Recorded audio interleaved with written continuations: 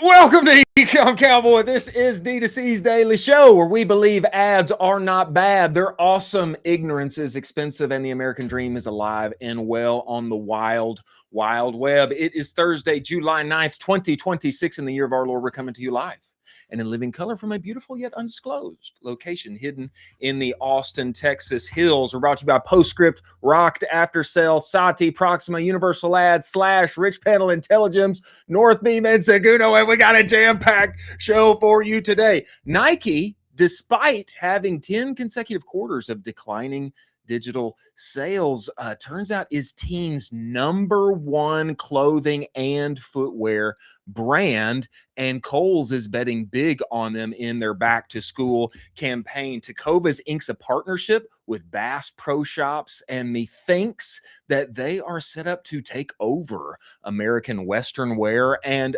historic news, Zuck has tweeted for the first time in 3 years, and before that, the first time since 2012, he is coming. Zuck is coming for the throats of everybody at OpenAI and Anthropic, and it's going to be interesting to talking about. We are going to be joined by Zach Stuck, co-founder of Marsmen today, Yash Chavan, founder and CEO of SARAL, and SATHI, and Bryan Bumgardner as well. He is coming for the Northbeam Weather Report. As always, I am joined by my partner in crime, Colin Doherty. Colin, get inside of this show. Let's go. Dude. Yeah. What a stacked lineup we have today. Avengers level threat today. We have Avengers level lineup today because not only are you and I here, not only are illustrious guests here, but we have not one but two guest hosts with us. Firstly, introducing Cody Wittick, co-CEO of Kinship. Get inside of this show. Cody, where are you? I can't see you. There you are. Oh, Jimmy Kim. What? And Jimmy Kim. That all happened in one round. We've got Cody Wittick and Jimmy Kim here with us. Gentlemen, we appreciate you making the time to join us. What's up, guys? Always a pleasure. Wow. Yeah, excited to be here. I don't know what happened there. Restart it. I don't know what happened. Oh, sorry.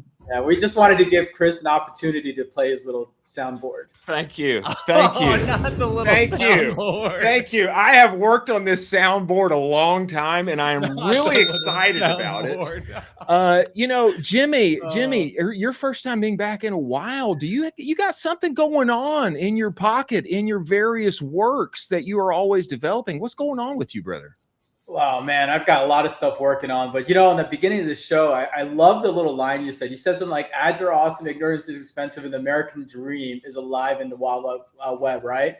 Well, yes. I literally lived that life, obviously putting on a great big show, this thing called Commerce Roundtable. And obviously we have sponsors. We do this whole giveaway thing. I don't know if you guys caught that before. So it's definitely the truth, right? You got to have someone pay for the fun stuff. Excited to be here, excited to chat, talk about all things direct to consumer, and be on the show again. And it sounds like Commerce Roundtable coming again in San Diego soon. Yes, I was hoping. I think I want to be there. I want to be there. I'm planning on being there. I think we need another live show going on for 2 days straight. And this time, I'm giving you water behind you, because you guys need some water flowing behind you on set, on thing, and you guys will look all really cool. But yeah, man, we've got our show coming up. 750 attendees this year coming up on our 4th year in San Diego. It's a 2-day event, September 21st, 22nd. And as always, I'm going to drop the coupon code for you because I came prepared this time. Last time I wasn't even prepared for this, but I've got a code for Cowboy listeners only. Code is Cowboy, and it's for brands and its agencies only. It's 40% off a ticket, so you should come grab one. We're going to be sold out just like we are every year. We're excited about this year's lineup. I can't tell you guys just yet. I'll do this in a future show with you guys and tell you about the lineup we've got brewing right now, but we're excited. We're a couple months away. San Diego, September 21, 22. Use code Cowboy to get a few bucks off. Very exciting. Very exciting, and I hope, Cody, you and I get to hang out there again like we did a few years ago. I'm trying to type in this code at checkout. It's not working. Oh, Oh! I did vibe code the tool, so we'll see how it goes. I'm sure it'll work. I'm sure it'll work by the end of the show, Cody Wittick. But what a spurn of urgency to get in on an incredible deal and get in on an incredible event. And kudos to the Commerce Roundtable team for pulling this off. Jimmy, lead story of the day here, gentlemen. Nike, despite its continuing woes, specifically in digital sales, I believe this is the 10th quarter in a row that they are declining in digital sales. Come to find out, they are the current teens that are teenagers, current teens' #1 brand for apparel and footwear.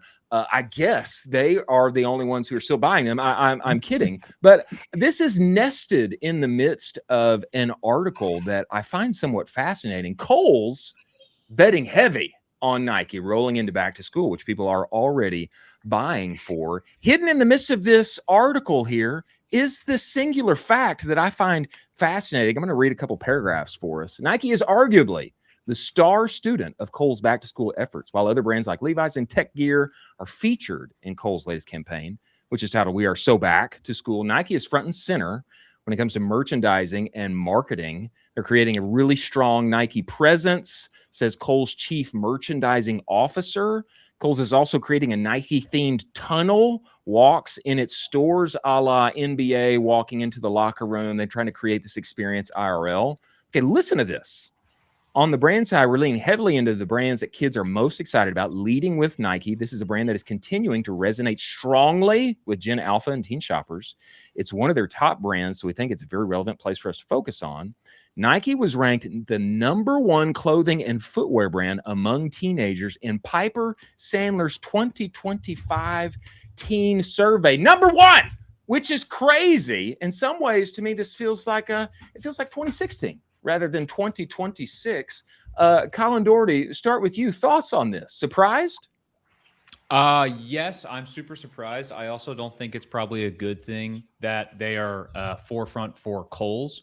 If you want to be in the cool and in the zeitgeist with what is happening. Wow. I don't think the path forward is going through Kohl's. And so I actually see this as a negative signal for them, where they should honestly not be doing this and more so focusing on more niche influencer activations, event activations, run clubs, etc., all of the cool, fun things, and not Kohl's. Kohl's is not where I think of when I think of cool. Ouch. That hurts. Jimmy Kim, do you agree Kohl's negative signal, not a good thing? I actually have a complete opposite take to exactly what he said. So here's what's interesting. So about a decade, 11, 12 years ago, I used to own a men's streetwear company. And I used to sell like cool clothes, being the trendy stuff and all that fun stuff that we did. And you know what was interesting that we've learned and I've seen over the years as someone who was in apparel was that clothing and name brands, especially Nike, Adidas, Puma, all these big brands, they're all cyclical, right? And so what happens is everybody either rises or falls. You can't all be cool brands, right? So Adidas had their star show probably 2017, 16, 15 to about maybe 2018, 19. Nike came back for a little bit. And then we started going off brand for a little bit. And I think they're coming back. So the reason why I don't think Kohl's is bad, do you guys remember a little company called Champion? I'm sure you guys all remember. Yes. Of course. Oh, yeah. Champion was sold at the cheapest places, the Kmarts of the world at one point, right? And it was about 2014, 2015, an influencer picked up a Champion sweatshirt and they started to wear it. And suddenly one thing led to another. It was this stylish, cheap thing that they were wearing. They were really proud of it. And it became this big phenomenon for years. That what happened where these Champion sweatshirts that you could buy from Kmart for $10, $12 at one point, or selling for hundreds of dollars at another point because there were limited edition drops, special things, and so forth. So to me, I think that Nike is going through what I would call almost a reset playbook. They've realized that they need to come down lower in the market, get people accustomed to building the brand knowledge of what Nike is to young generations. And what they're working on is probably a 3-5 year plan where they know that these teenagers are going to eventually become adults, going to be eventually working people who are going to be into fashion, some of them. And when they do, they hope that Nike is brought back to the rise that they need to be going back in the right direction. So my take here is that I don't think it's a bad thing that it went to Kohl's. I think that they are trying to rediscover themselves and they have to do this. Nike has to do this every 10, 12 years because this is what generationally happens. In the 90s, they were popular. In the 2000s, they were popular. But there's always a drop that happens with Nike every couple of years along the way, too. So this is just because I have a big apparel background. And I mean, it's working with somebody. I mean, otherwise the survey wouldn't have come out. You know, as saying, I mean, less than in times past, but the self-reporting from teens here saying Nike #1 to me, it stands out. It stands out. Yeah. And I think this is an interesting point. Cody Wittick, your thoughts on this? Yeah, I question how many teens are filling out surveys, #1. But 2, I do think it's a distribution play for I agree with Jimmy on distribution, getting early adopters, because who buys at Kohl's? It's the moms for their kids that are going back to school, that are early on before they have an opinion. But also it's kind of striking when kids are starting to care more about what their friends are wearing versus what, mom and dad are telling them to wear. So I agree with Colin where it's not the coolest brand. Definitely it's not, Kohl's is not known for being cool, but I think it is a distribution. Like what Jimmy's saying, it's kind of just reverting back to, we got to, instead of just being sneakerheads where $500 shoes, we got to go back to who's actually buying these shoes. Mommy's buying at a certain point. Average age for this survey that we're going to dive into more, and I hope you have not looked at, because I have more questions. Do not look. It's really hard when you tell someone not to click. If you would have told us to click, I wouldn't have wanted to click. Okay. Average age for the survey. Average age for the survey is 15.2 months or 15.2, so just over the age of 15. And interesting here on Kohl's side, okay, they are gearing up for selling thousands of products for under $25. That is specifically like the number that they are looking for heading back into school. And there's a lot of other things trend-wise going on with this as well. People increasingly using chat to find back-to-school deals, all with the thought of like, I want cheap, find me a good price. So there may be something here specifically with Kohl's and finding a way to get in, and especially early teens, maybe winsomely, as long as mommy is picking up the check, which she do. I think Nike shoes are timeless. They're timeless.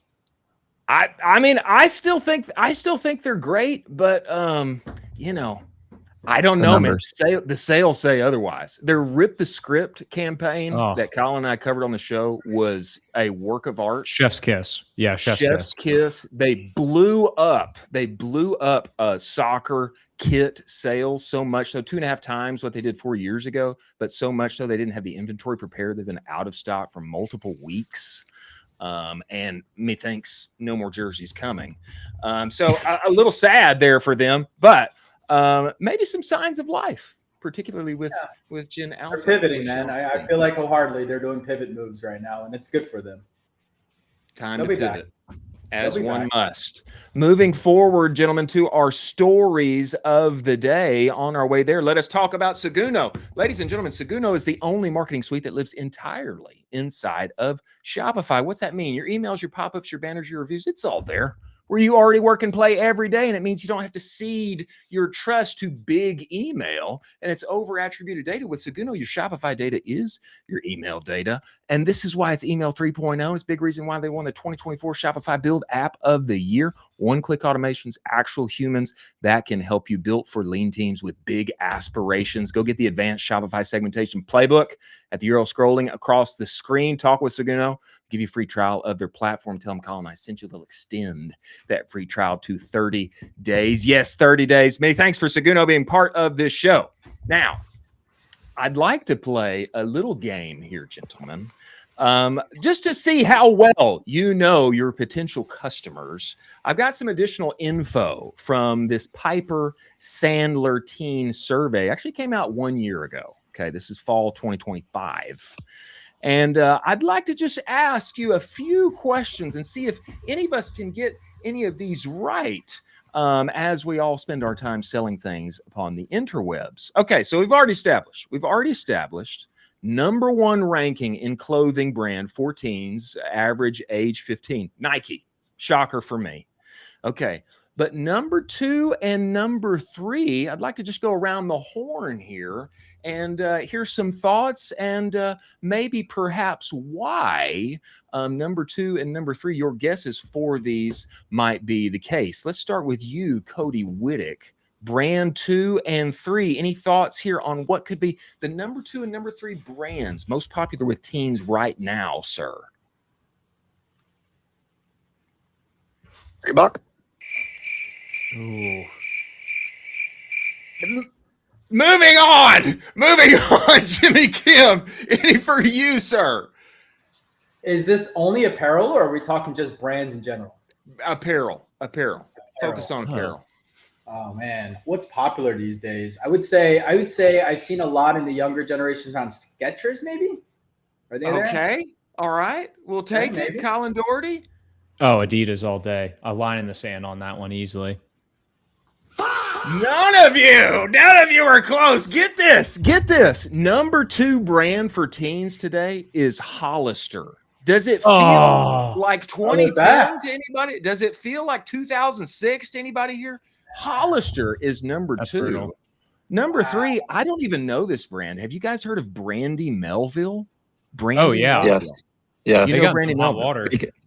Yeah, they got some hot water. I know it because my wife trained dancers, and all of her dancers were teenagers. Don't show Jack. I'm going to ask him more questions. Don't show him, Jack. Yeah, number 3 is Brandy Melville, which I had never heard of.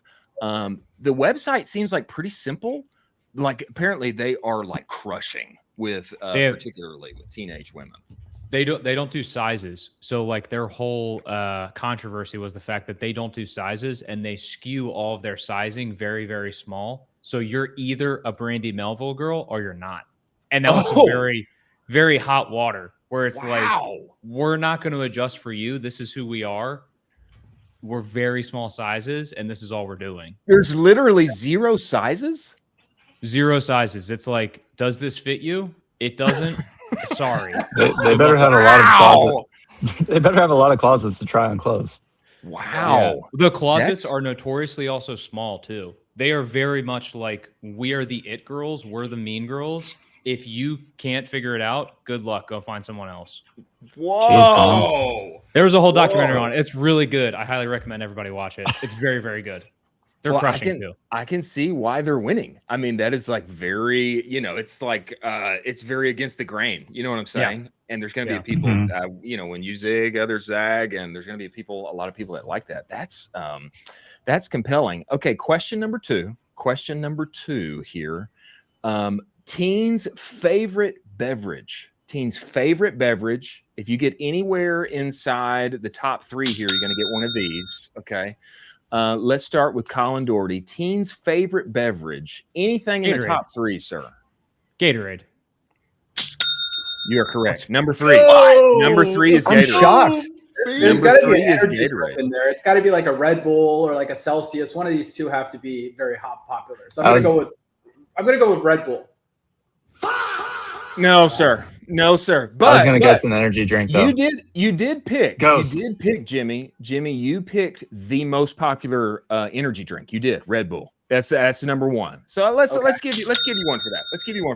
Okay. It was not in the top 3. Was not in the top 3 though. Cody Wittick, most popular teen beverage. Anything in the top 3 here, sir? We already know 1 is Gatorade. Hmm. I'm gonna go Coca-Cola. Okay. Yeah. All right. Coca-Cola's number 2. The number 1, I think, will shock you. Number 1 teen beverage is Dr. Pepper. Can you believe that? Can you believe really that? Are back in like the late 90s, early 2000s, aren't we? Yeah. Wow. It's like Hollister, people drinking Dr. Pepper. I mean, things have really like gone back. It is a different day and age. Maybe one more here. We've done the energy drink. Let's do this. Let's just do this. Number 1 cosmetic brand. You get 1 choice. We'll say which one it is at the end. So a bunch of guys. Cosmetic brands. Yes. Yeah, I was gonna say, you're asking a bunch of dudes cosmetics. The only thing I know about cosmetics is Sephora. Okay, well, you picked the right place. You picked the right place. Brand. You get points for that. You get points for that. It is the most popular shopping place for cosmetics. Okay, producer Jack is laughing out loud currently right now while we guess this. It's got to be like one of these popular, like Kylie Jenner's brand or something, probably, or Hailey Bieber's brand is probably pretty popular. Isn't that a cosmetic brand? Yeah, it is. Jimmy, you've already got points here. Colin, thoughts for you, cosmetic here? I'm gonna do Kylie Cosmetics. Okay, Cody Wittick. Ulta. I don't know, dude. This is like, come on, man. Hey, this is the job, gentlemen. It is the job. Know thy customer. Road too? Is it Dear marketer, Road? know thy customer. It is not Road. It is not. It's not Kylie. It's ELF. ELF is the number one cosmetic. Yes. ELF is the number one cosmetic brand among female teens, gaining 1 point of mind share over the past year. Sephora is the most popular place for them to shop. Good on you, Jimmy Kim. And I will say not bad, gentlemen. The Dr. Pepper one and Hollister were most surprising for me.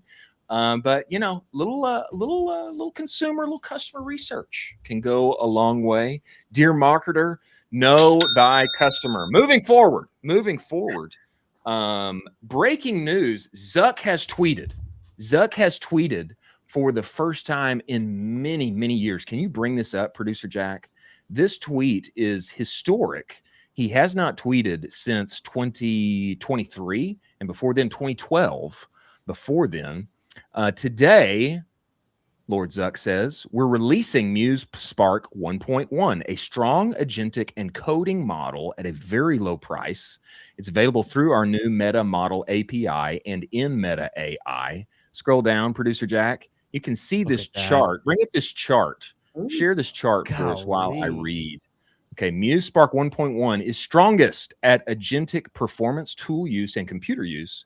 It does well on long-running tasks with 1 million token context window, can delegate execution to sub-agents running in parallel, and is trained to use computer interfaces on desktop, mobile, or browser. You can see it compared here to Muse Spark, Gemini, Opus 4.8, GPT 5.5. And then lastly here, the Meta Model API allows developers to build using Muse Spark for the first time. Our focus is on delivering strong agentic and multimodal models at a very low cost. More to come soon. Nikita Beer did ask if Mark Zuckerberg would like to get in on creator monetization on the X platform. I find this interesting because, you know, in some ways, I always feel like Meta, like too many side quests. Like, let's just focus on the core product here, which is ads. But this seems like Zuck is coming for Claude and coming for OpenAI and getting into the game and saying, hey, I'm going to give you a cheaper price than everybody else. And look, it's a little bit better than everybody else too. Thoughts on this? Starting with you, Colin Doherty. Your thoughts on this? I'd have to punt mine to Jimmy because I feel like he is the most knowledgeable about all of this, given his expertise in the software game. I would have to punt and defer to Jimmy on what he thinks about this. I think this is very good. I think this is also a nice shot to the hip check that he is pushing towards Claude and all the rest.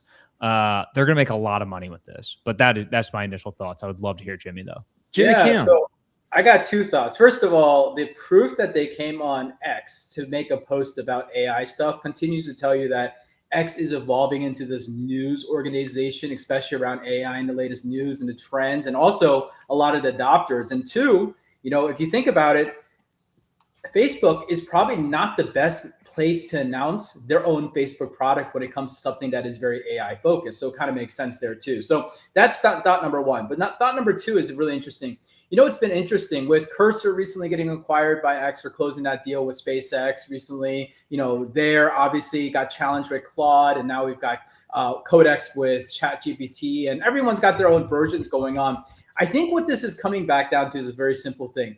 Anthropic has really proven with Claude Code that the only way that AI companies are truly making money today, of all the different use cases, consumer and all these different things, is through the coding side of things. And Meta, knowing that they've got to evolve and pivot because they just came off of this whole Meta universe, what the heck, the AR world they were trying to do, that they've pretty much sunsetted.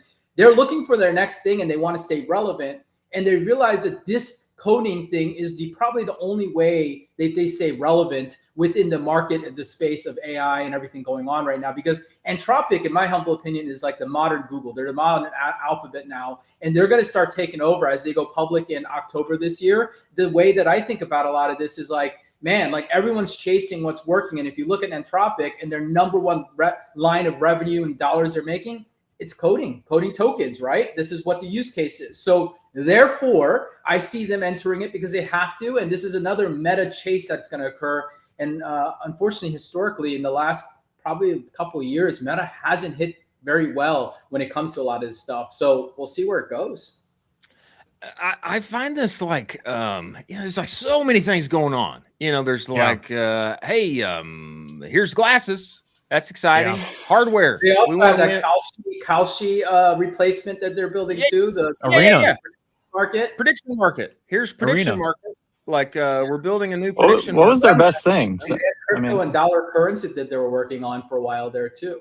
I mean, this is there's like so many things that innovates and tries a lot of stuff. It's why Facebook or Meta continues to stay relevant in this space, if you ask me, because they are swinging for the fences constantly, which is not typical startup behavior. And it's probably because Zuck owns the controlling lion's share of the board.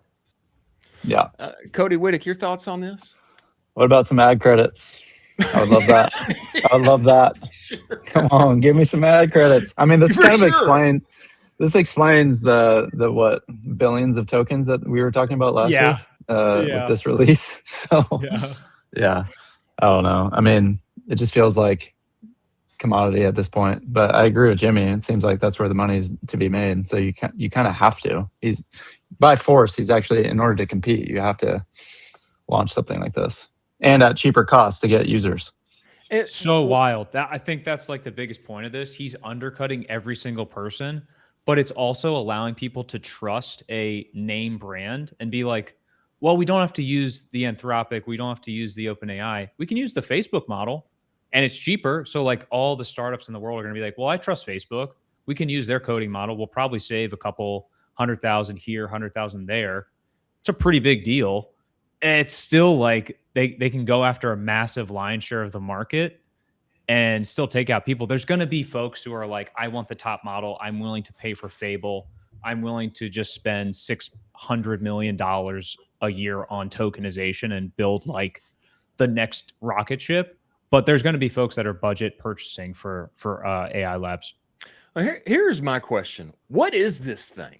Is this like Manus reskinned? Is this like Manus that was bought and then taken back? And like, what is this? I don't know what this thing is.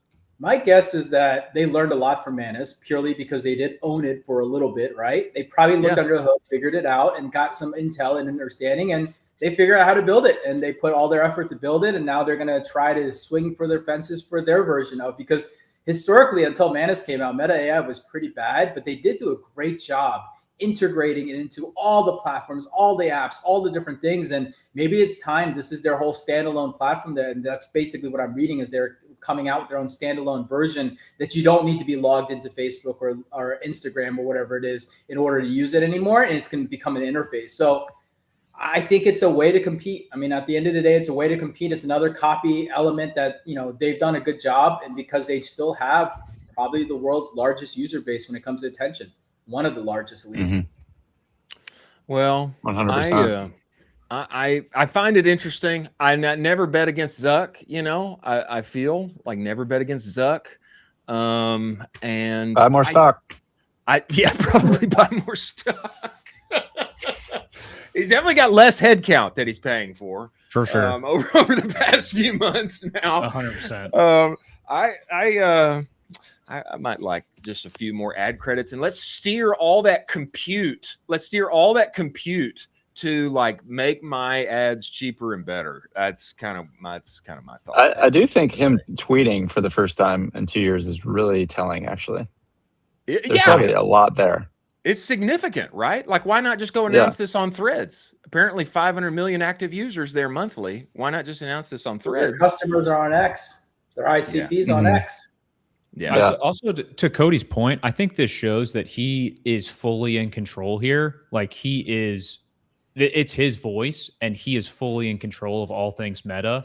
And I think he really called the herd pretty hard, where it's like, I'm going to gremlin mode through this thing and just rock it. If you're with me, great. If you're not, there's the door. And like, this is kind of him kind of shaking around and saying, I can do whatever I want. I'm the CEO. He's already retweeted some posts since he posted that like a couple hours ago. Yeah. So maybe he's going to be active. We love active Zuck. Maybe he's back. Yeah. We love an active Zuck. I'd love to see Zuck active on it. I'm going to tweet at him. Ad credits. Give me some ad credits, por favor, Mr. Zuck. And I think he should take Nikita up and get in on the creator monetization program for X. I think 100%. He would probably qualify out of the box. Speaking of big swings for Meta, apparently they are really winning with the glasses. In passing here, this story from Modern Retail: Meta's AI glasses are among the fastest sellers at America's Best and Eyeglass World. Little context here. Specifically, it's the Kylies. It's the Kylie format from Essilor Luxottica. Quote, among the fastest to sell out of any pair of frames at National Vision, parent company of America's Best and Eyeglass World. According to its CEO, Alex Wykes, retailer has about 1,200 stores in 40 states, majority of which are under America's Best banner. Sees close to 7 million optometry patients annually. And specifically what is happening here that I think is kind of fascinating is that people are maxing out their like insurance policies or capabilities, etc. What can they get bang for their buck?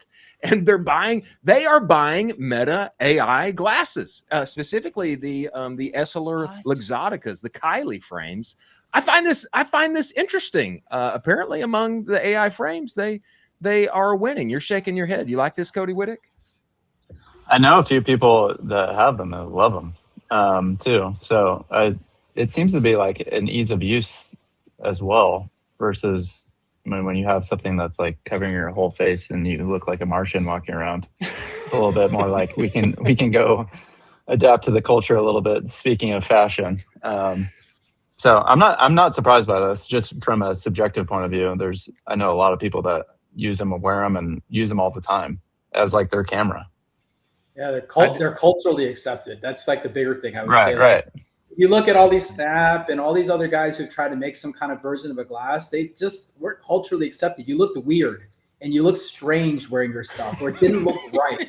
Where the first time Meta has nailed by not developing their own design and actually just partnering with a great company to have their design, they've made a good-looking set of glasses for the functionality that you have at a price point that you're going to spend either way. So if I wanted to go buy a nice set of glasses and a nice set of Ray-Bans, they're about $250, or I could get the Meta ones for $300. It's an easy upsell, right? And I get all this technology packed with it.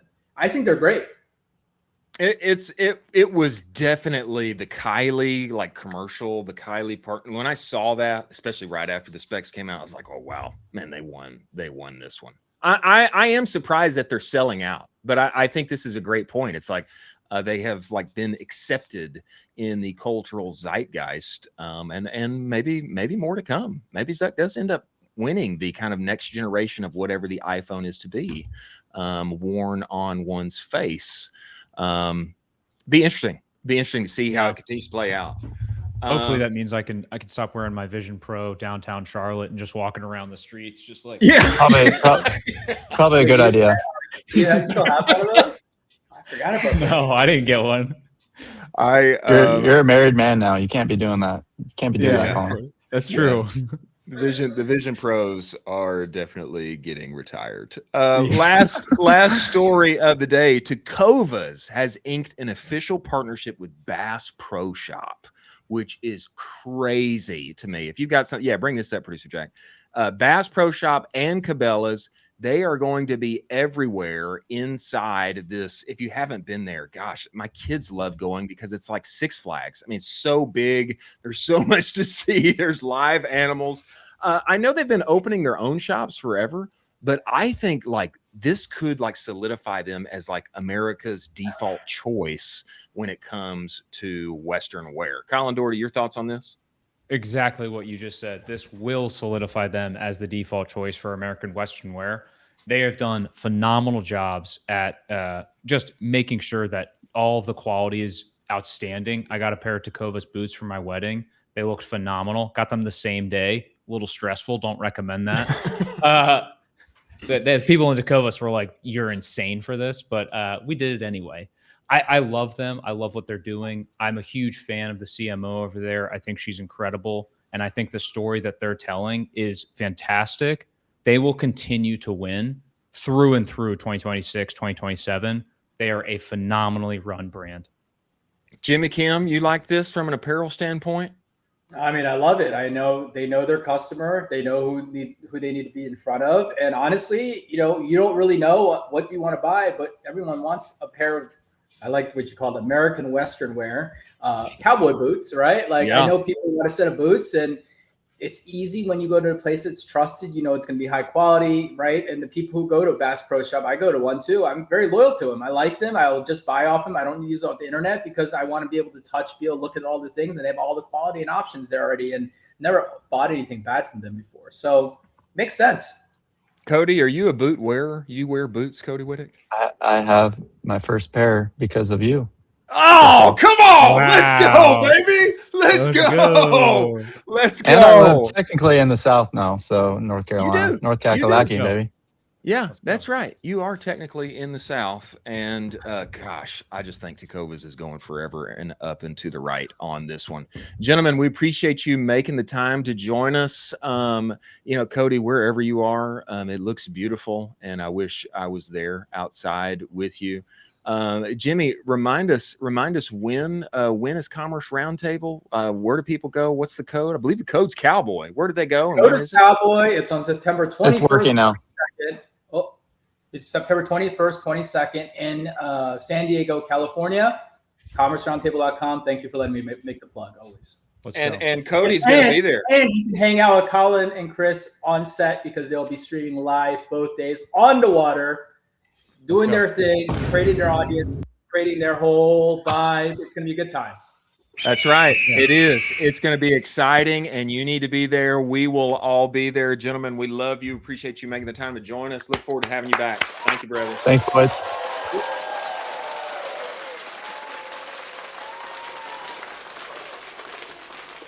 That was our first experience of having two guest hosts join us up at the front. You like this? Yeah, I liked your ranking style as well. I liked doling out the points. That was fun. You like that? And give you a point right now for saying that. I think there's something to that. Continue to evolve the show. Yeah. As I like to say, ladies and gentlemen, this is a show. It is a show. It is available on podcast, but this is a show, and we appreciate all of you joining us for it. Moving forward here, we have the one and only Zach Stuck, who is coming to us, co-founder of Mars Men Hollow, seller of Homestead, creator of D2C, like generational talent. It seems like everybody's coming out of Homestead. Is Zach with us? Producer Jack, is he here with us right now? Not yet. He is not here yet. But before he comes, let us talk about Rocked After Sale. Ladies and gentlemen, most D2C brands are obsessed with getting the next net new customer, as they should be. But the real lever is making more money from the orders that you're already getting. If you're getting 5,000 orders a month and you can sprinkle in $3 to $4 on each one of those without touching your ads, wouldn't that be nice? Yeah, it would. That is exactly what brands like Olakai, Cozy Earth, Groove Life are doing every day, every way with Rocked After Sale, adding post-purchase upsells and downsells from the cart through the thank you page and stacking an extra 30 to 50 cents just by showing offers from Disney Plus, HelloFresh, HelloFresh, Venmo, etc. It's high margin revenue straight to your bottom line. No hit to conversion, no impact on your LTV, and you can be live in minutes. It's a no-brainer. Go to aftersale.com/offers. Get rolling with them today. Many thanks for Rock to Aftersale being part of this show. Now, we must bring the one and only Zach Stuck inside of this show. He is a developer of all-star D2C talent. We have recently learned Appleton, Wisconsin is where all of the great digital talent comes from. And absolutely, I think there's good reason for that. It's probably this guy who has been helping and growing and developing said persons and helping various brands win on the interwebs. Sold Homestead. Big congrats on that. Now huge. Hollow, Marsmen, going to the moon. I even wonder if I could take this stuff and feel like I'm 25 again, which would be awesome. Everybody, welcome inside of the show, Zach Stuck, co-founder of Marsmen. Get in here, Zach. Get in here. Go. Zach, we appreciate you making the time to join us, brother. Welcome to the show. Likewise. Thanks for having me. Where are you? You guys hear me okay? Yeah, you sound great. You sound crispy, silky. Where are you right now? You got some beautiful natural light coming in on your face. Yeah, thanks. Well, I'm in Appleton, Wisconsin, the hometown. Born and raised, you know, as you just Probably said. Probably a Packers fan. The come up of D2C's talents.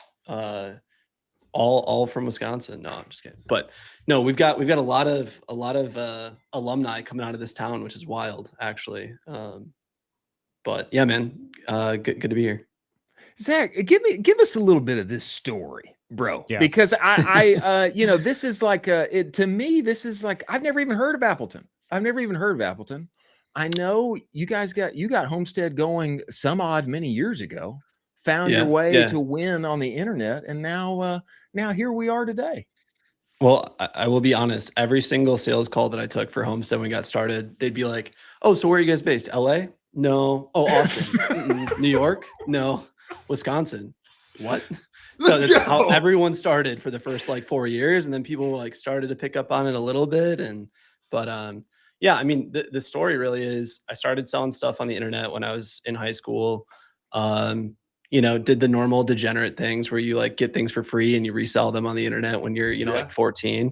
Yeah. And that's kind of fun. You learn the eBay game, you kind of get things figured out. You start building websites, you drop out of college to take a job at an agency when you're 19, and fast forward, here we are. So, I mean, that's kind of the roots background, but I mean, I worked for 3 agencies before starting my own. So I did have a bit of a playbook before starting Homestead, and I mean, I had no idea what I was doing when I started that company, especially when it came to like leading and building a team. But, you know, it worked out. It worked out in the long run. So let me ask you, that's kind of where things started.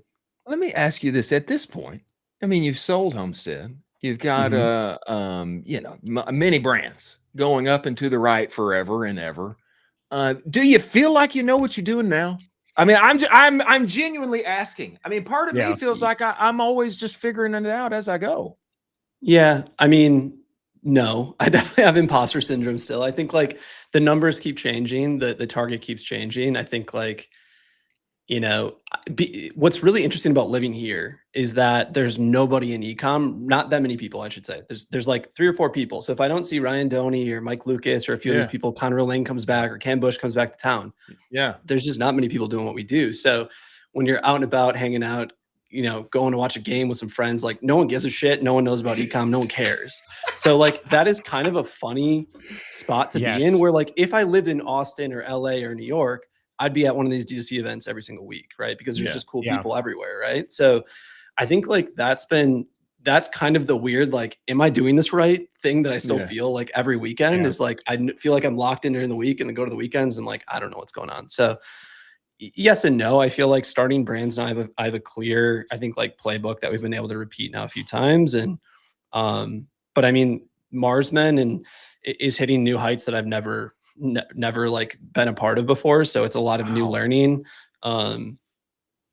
that, you know, it just takes like, it just takes some resilience and takes like a good network to kind of keep pushing through. Right. So like, despite, you know, the business keeps growing, like I'm constantly talking to other people. So like, you've got Groons behind you. I'm talking to the Groons team. There's a handful of other brands. I'm just like the Jobby guys I talk to all the time. Like there's all these other brands I'm just constantly trying to learn from. So by all means, I definitely don't have it figured out, but definitely know a little bit more than what I did when I started the agency, 9 years ago. That's so the case. yeah, Absolutely. It's so funny that you feel that way. I feel the same way about Charlotte because there's not a big ecom presence here. And so I'll go out into the weekend and it's like, what do you do? Like, it's e-commerce. And then people are like, I don't care, dude. I'm in banking. I work for like Bank of America, Wells Fargo. It's like, dude, I don't know who you are. Could you talk to us a little bit about what's going on with Marsmen? How is everything going? You're saying you're scaling up and to the right. Can Chris and I take this and just become absolutely shredded before we I get want to be yoked. roundtable? Like, I do. Talk to us about it. Talk to us about it a little bit. Yeah, I mean, like first and foremost, like I always try to give my business partner Benjamin kudos for this. He's the original idea maker of the product, of the formulation, of the concept. So like I didn't come up with Marsmen. Benjamin Smith came up with Marsmen, brought me the idea and said, I think we should do this together. Benjamin was the founder of a brand called Disco. It's like a men's skincare brand. Very hard category to be in.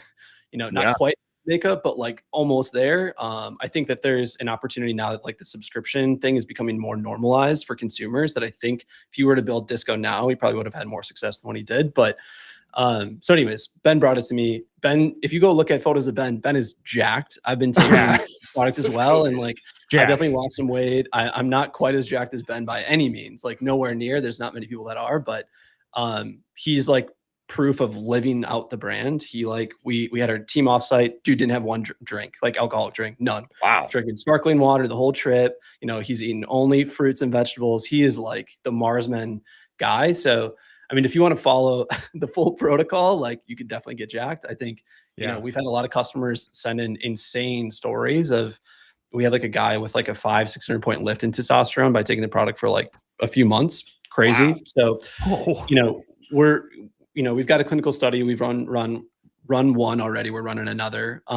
So it definitely should help. Right. And I think the one thing that's interesting about Mars is like, we've been talking about female hormones for a long time. There's been a lot of women's brands. There hasn't been many brands that actually talk about men's hormones. Right. Yeah. There's a lot of men's like apparel brands and, the wallet companies of the world and all sorts of stuff like that for guys, but there hasn't been as many like, this is a supplement for men's hormones specifically, and testosterone being one of the main ones. It just made a lot of sense. So yeah, I mean, business is going good. We haven't shared our revenue numbers publicly, but we've grown a bit since like the kind of 0 to 100 million run rate in 18 months. So definitely grown since then. We've got some interesting stuff coming. We've got a nationwide retail rollout coming out in the next week. So that should be fun. And that'll be a cool announcement. Can't say who yet, but that'll be a cool one to drop. So yeah, I mean, things are going good. What that deserves? That deserves one of those. That's what it deserves. Exactly. Ben recently hanging out with the one and only David Dobrik in Monaco. I mean, unbelievable. Like, are you guys going to be pushing into YouTube? Are you guys thinking about YouTube as a kind of a push forward for the brand? So it's hilarious that you bring that up. That's like my number one project right now as the CMO of Mars is to go crack YouTube. So I don't know if you've seen this, but like there's been a lot of brands that have really scaled their Amazon, especially in the supplement space. And I've talked to as many of them as I can. And YouTube is actually like the number one Halo channel that's been helping even more than TikTok Shop. So that's definitely a big initiative for us, is to continue to take like our meta ads playbook, and go start to build out an ecosystem over there. So yeah, I wouldn't say like the organic YouTube per se, but more on like my normal playbook, which is the ad side. Yeah, what I find fascinating about this, Zach, of course, there's always in what we do, there's the tactical piece, there's, everything that you're doing practically to scale advertising and things like this. But what I find so interesting about Marsmen is that it hits a very real like pain point for men that I think we're often like not thinking about, like frontal lobe. Like, it's not like sitting on my forehead every day, but when I hear and I know like, oh yeah, like testosterone is like levels down. Like my 70-year-old granddad had higher testosterone than the teenagers running around, on average now. And then you feel that, man, I'm getting a little older. It's like, yeah, I want to be jacked. I want to be like, I want to be macho. It's like one of the few, like things that you can like pain points that you can really like agitate with men. Like, don't be old and flabby, like feel young and awesome and masculine and feel like that again. It's like one of those few things I feel like for men that you can really hit and really help in a natural way. Yeah, I would agree. And I think that's why it's been working. I think that, you know, we can, when it comes like you take that and then you take it into the marketing side, like there's so many different like pain points, angles, positioning ways that we can go approach this. Right. So yeah, I mean, I think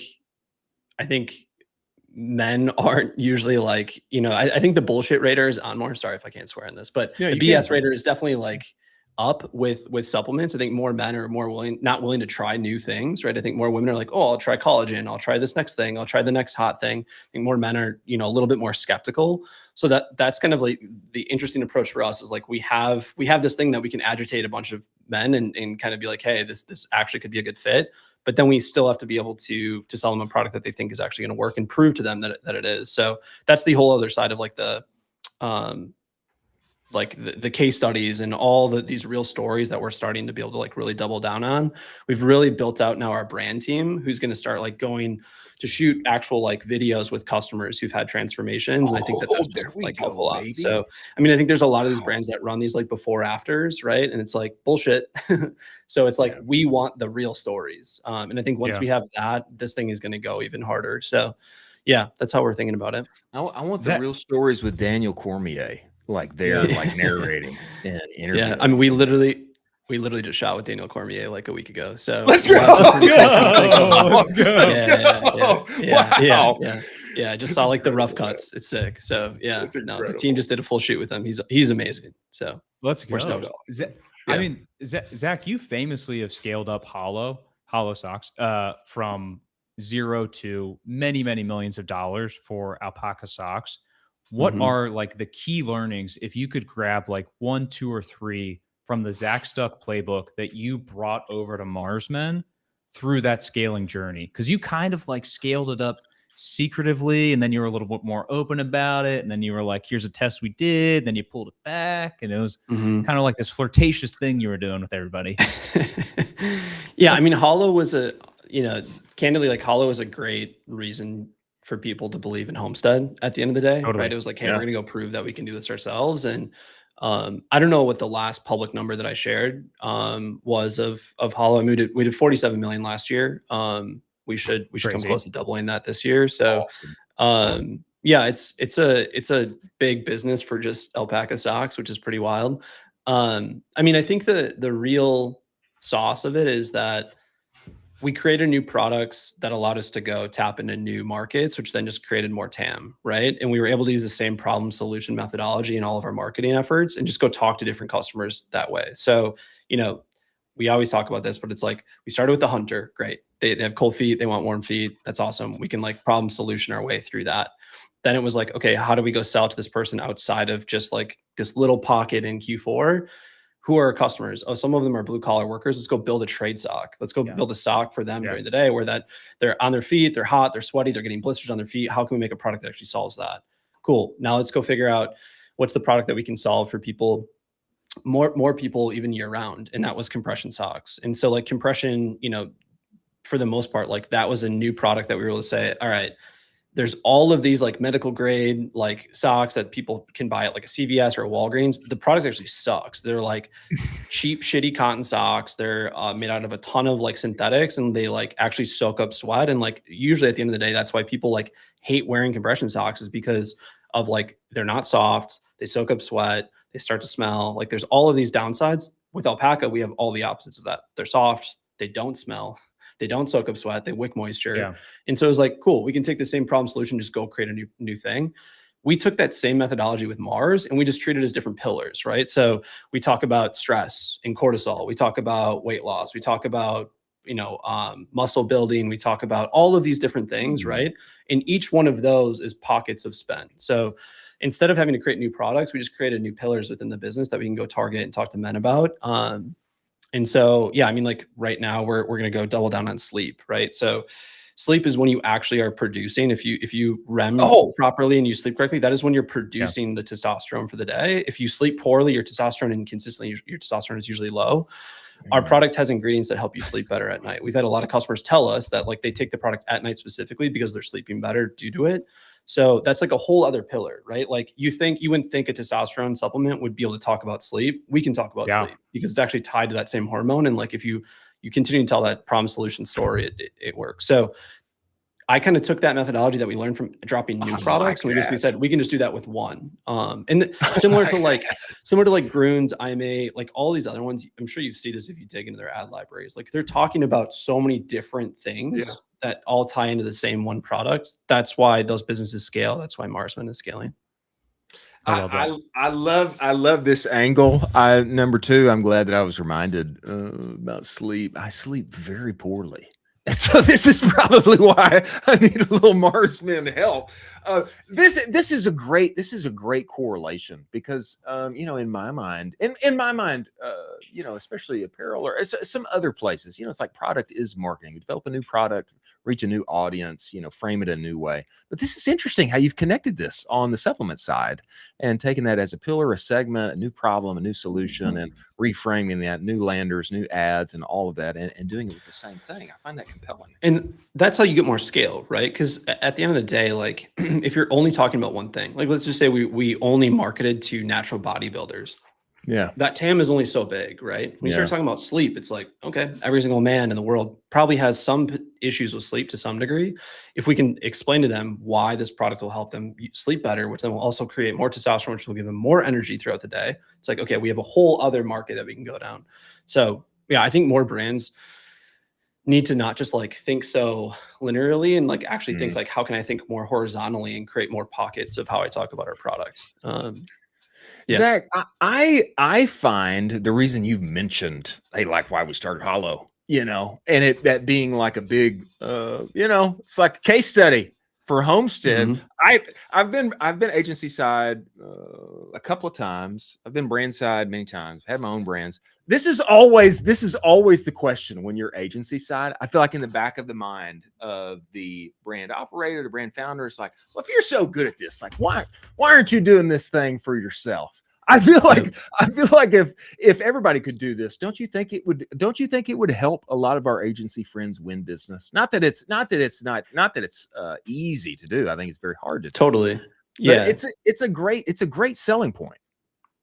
Yeah, I mean, I made it easy, right? We can literally like the one thing about when you're selling a service, it's you can talk about like we help this brand grow, but you can't be specific. I could literally open up our P&L and be like, here, look. Here's how much money you spend on Meta. Here's how much money you spend on Google. Here's how we think about things. Here's the landing pages that we built for it.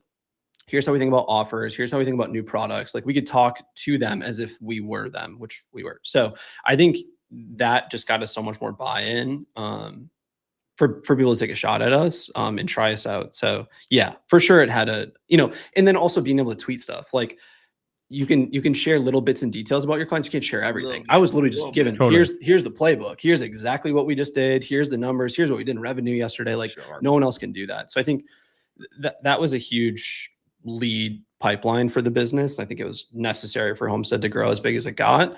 I do think it is hard though. Like the balance is really hard. If I didn't have Riley Trotter, who's my business partner and took over as CEO of Homestead, I would have never been able to start the brands. Like if I wasn't able to step down, I just wouldn't have had the capacity because, that's the hard thing about even the holdco is like, I've just now brought in a GM of Hollow, Josh Haskins, who's taken over. He came from Nike Strength. Like I wouldn't be able to be putting this time and energy into Marsmen if I didn't have Josh. Right. So I think it's, when you think about, he's got all these different companies. Yeah. But I have like a CEO in one, I have a GM in another, like who will probably become CEO. Like there's all these things that are happening that it's just too hard to do them all well. There's always a problem with one of them. And if you're in the service business, there's always a problem every single day. So it's like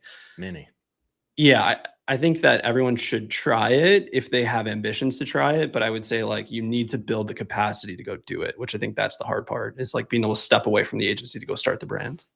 Sure. I'm so glad you touched on that because I was going to ask you how you balance basically building an $80 million brand while building an 85-person agency. And if you were to tell a person, hey, could you do both of these things at once and go do it? They would be like, are you crazy? Like, no, I can't do both of those things at once. Could you talk a little bit more about this holdco, what you guys are excited about? And then also, are you potentially grabbing some more brands up to go inside of the holdco as well? Yeah. So, I mean, I'll talk about the holdco for a second. So Easy Street Brands is 2 brands. It was 6.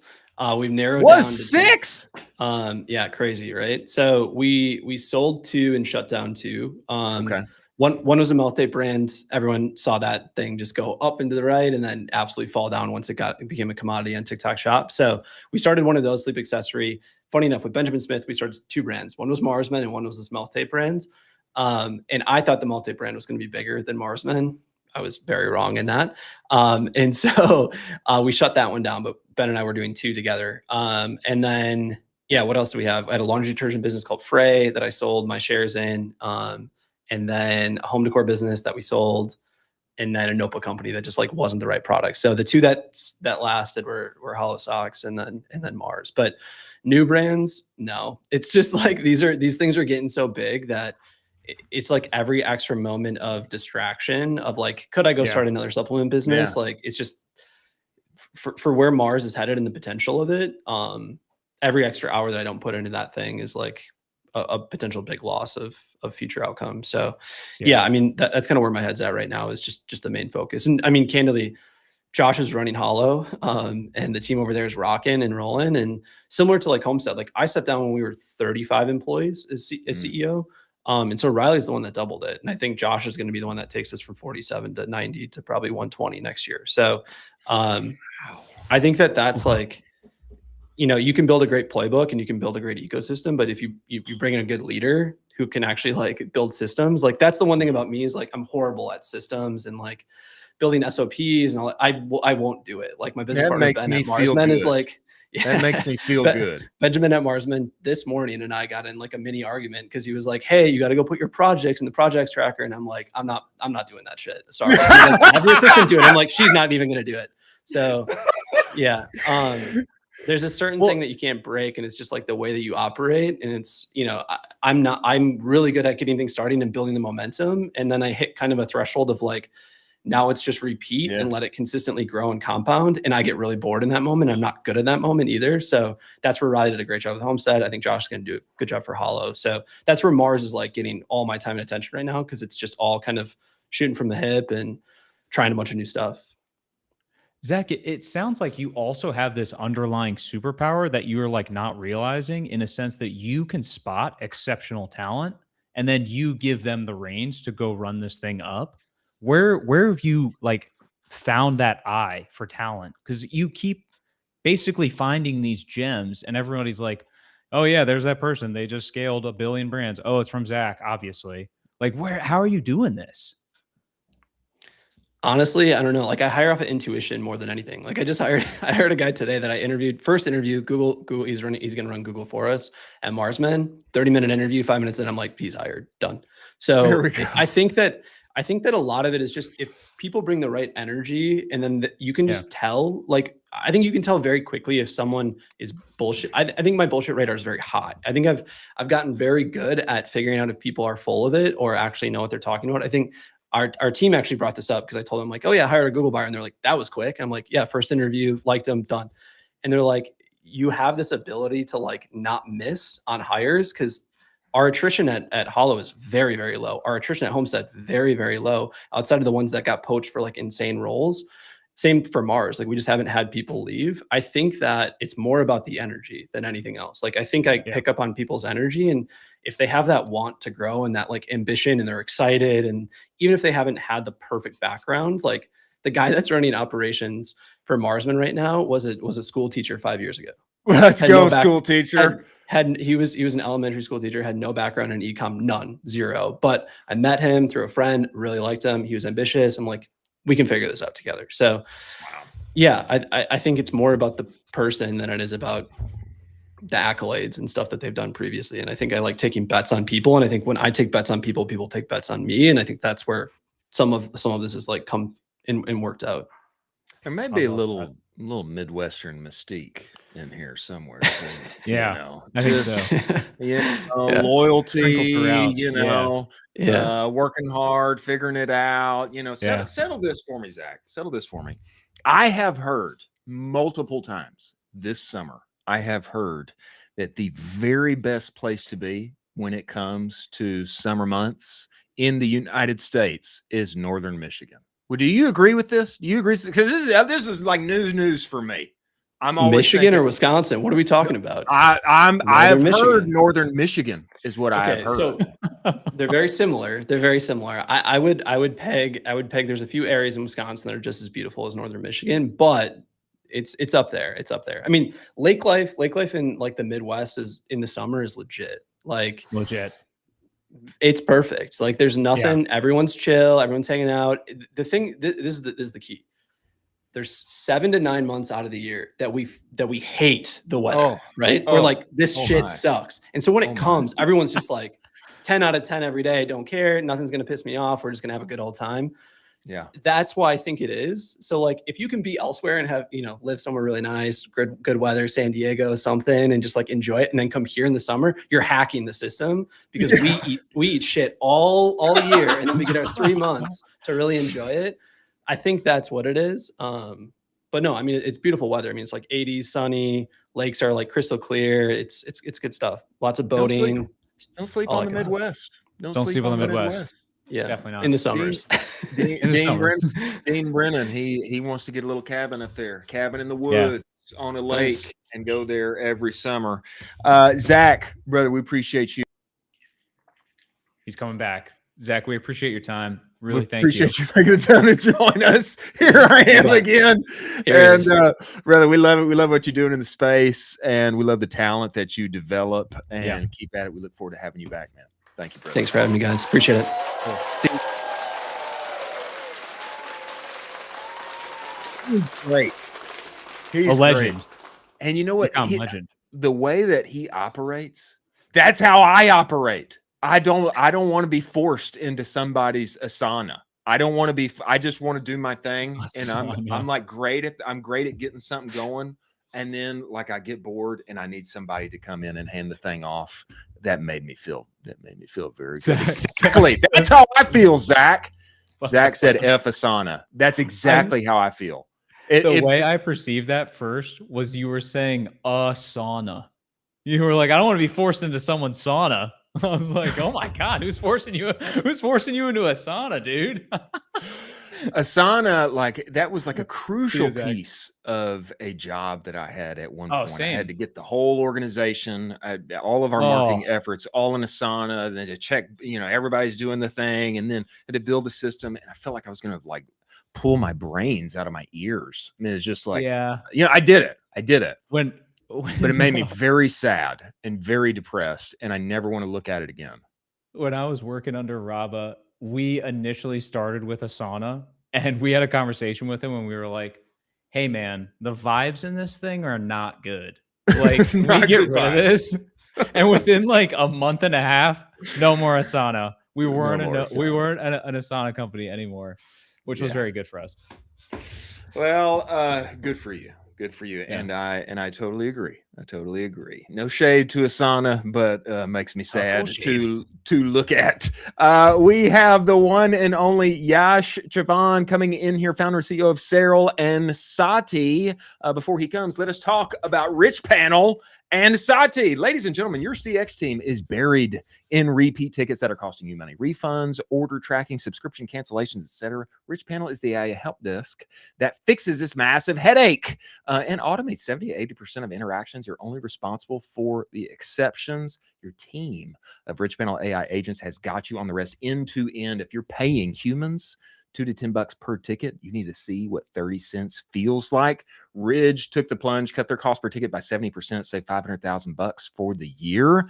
Migration takes less than 2 weeks, and your CSAT score is going up. 50% autonomous resolution in 30 days, guaranteed, or your money back. Go to richpanel.com today. Book your demo. It is a no-brainer. Many thanks for Rich Panel being part of this show. Now, new sponsor, SATHI. Ladies and gentlemen, your affiliate program has been running for a while. It looks fine on paper. commissions going out, sales coming in, but you got a little feeling down there inside. I think there's more going on under the hood than looks like right here. And that's because every platform in the space is built around one thing: last click attribution. Whoever gets the last click gets the commission. That's the entire logic. It's an oversimplification of your affiliate program and affiliates as a channel. SATHI is the first affiliate platform built on multi-touch attribution, cookieless, Shopify native, okay, surfaces who introduced the customer, who nurtured the customer, who finally closed the sale, got them over the line. You're no longer looking at a flat list of commission payouts. You have a map of your affiliate channel and how people are moving through it. Go to mysathi.io/champion/ecom-cowboy. You're going to get 20% off your plan, full migration support, onboarding setup, monthly strategic calls with their team. Go talk with SATHI. Many thanks for SATHI being part of the show. Now, we must welcome the man himself coming inside of here right now, the one and only Yash. I believe he is with us. Is he not, Producer Jack? He is here. He is here and among us, founder and CEO of SARAL, and now SATHI, knower of influencers, scaler of brands, solving unique problems in the affiliate space for all of us in consumer and D2C. We must bring him in the side of the show. Everybody, welcome the one and only Yash. Get in here, Yash. Let's go. Get inside the show. Let's go. Yes. Look at that hat, bro. That hat is something else. Welcome to the show, Yash. We appreciate you making the time to join us, brother. Yeah, thank you for having me. I thought I'll show up as a cowboy, so I hope you accept me. Very fitting. Very fitting. You are accepted and welcome here, brother.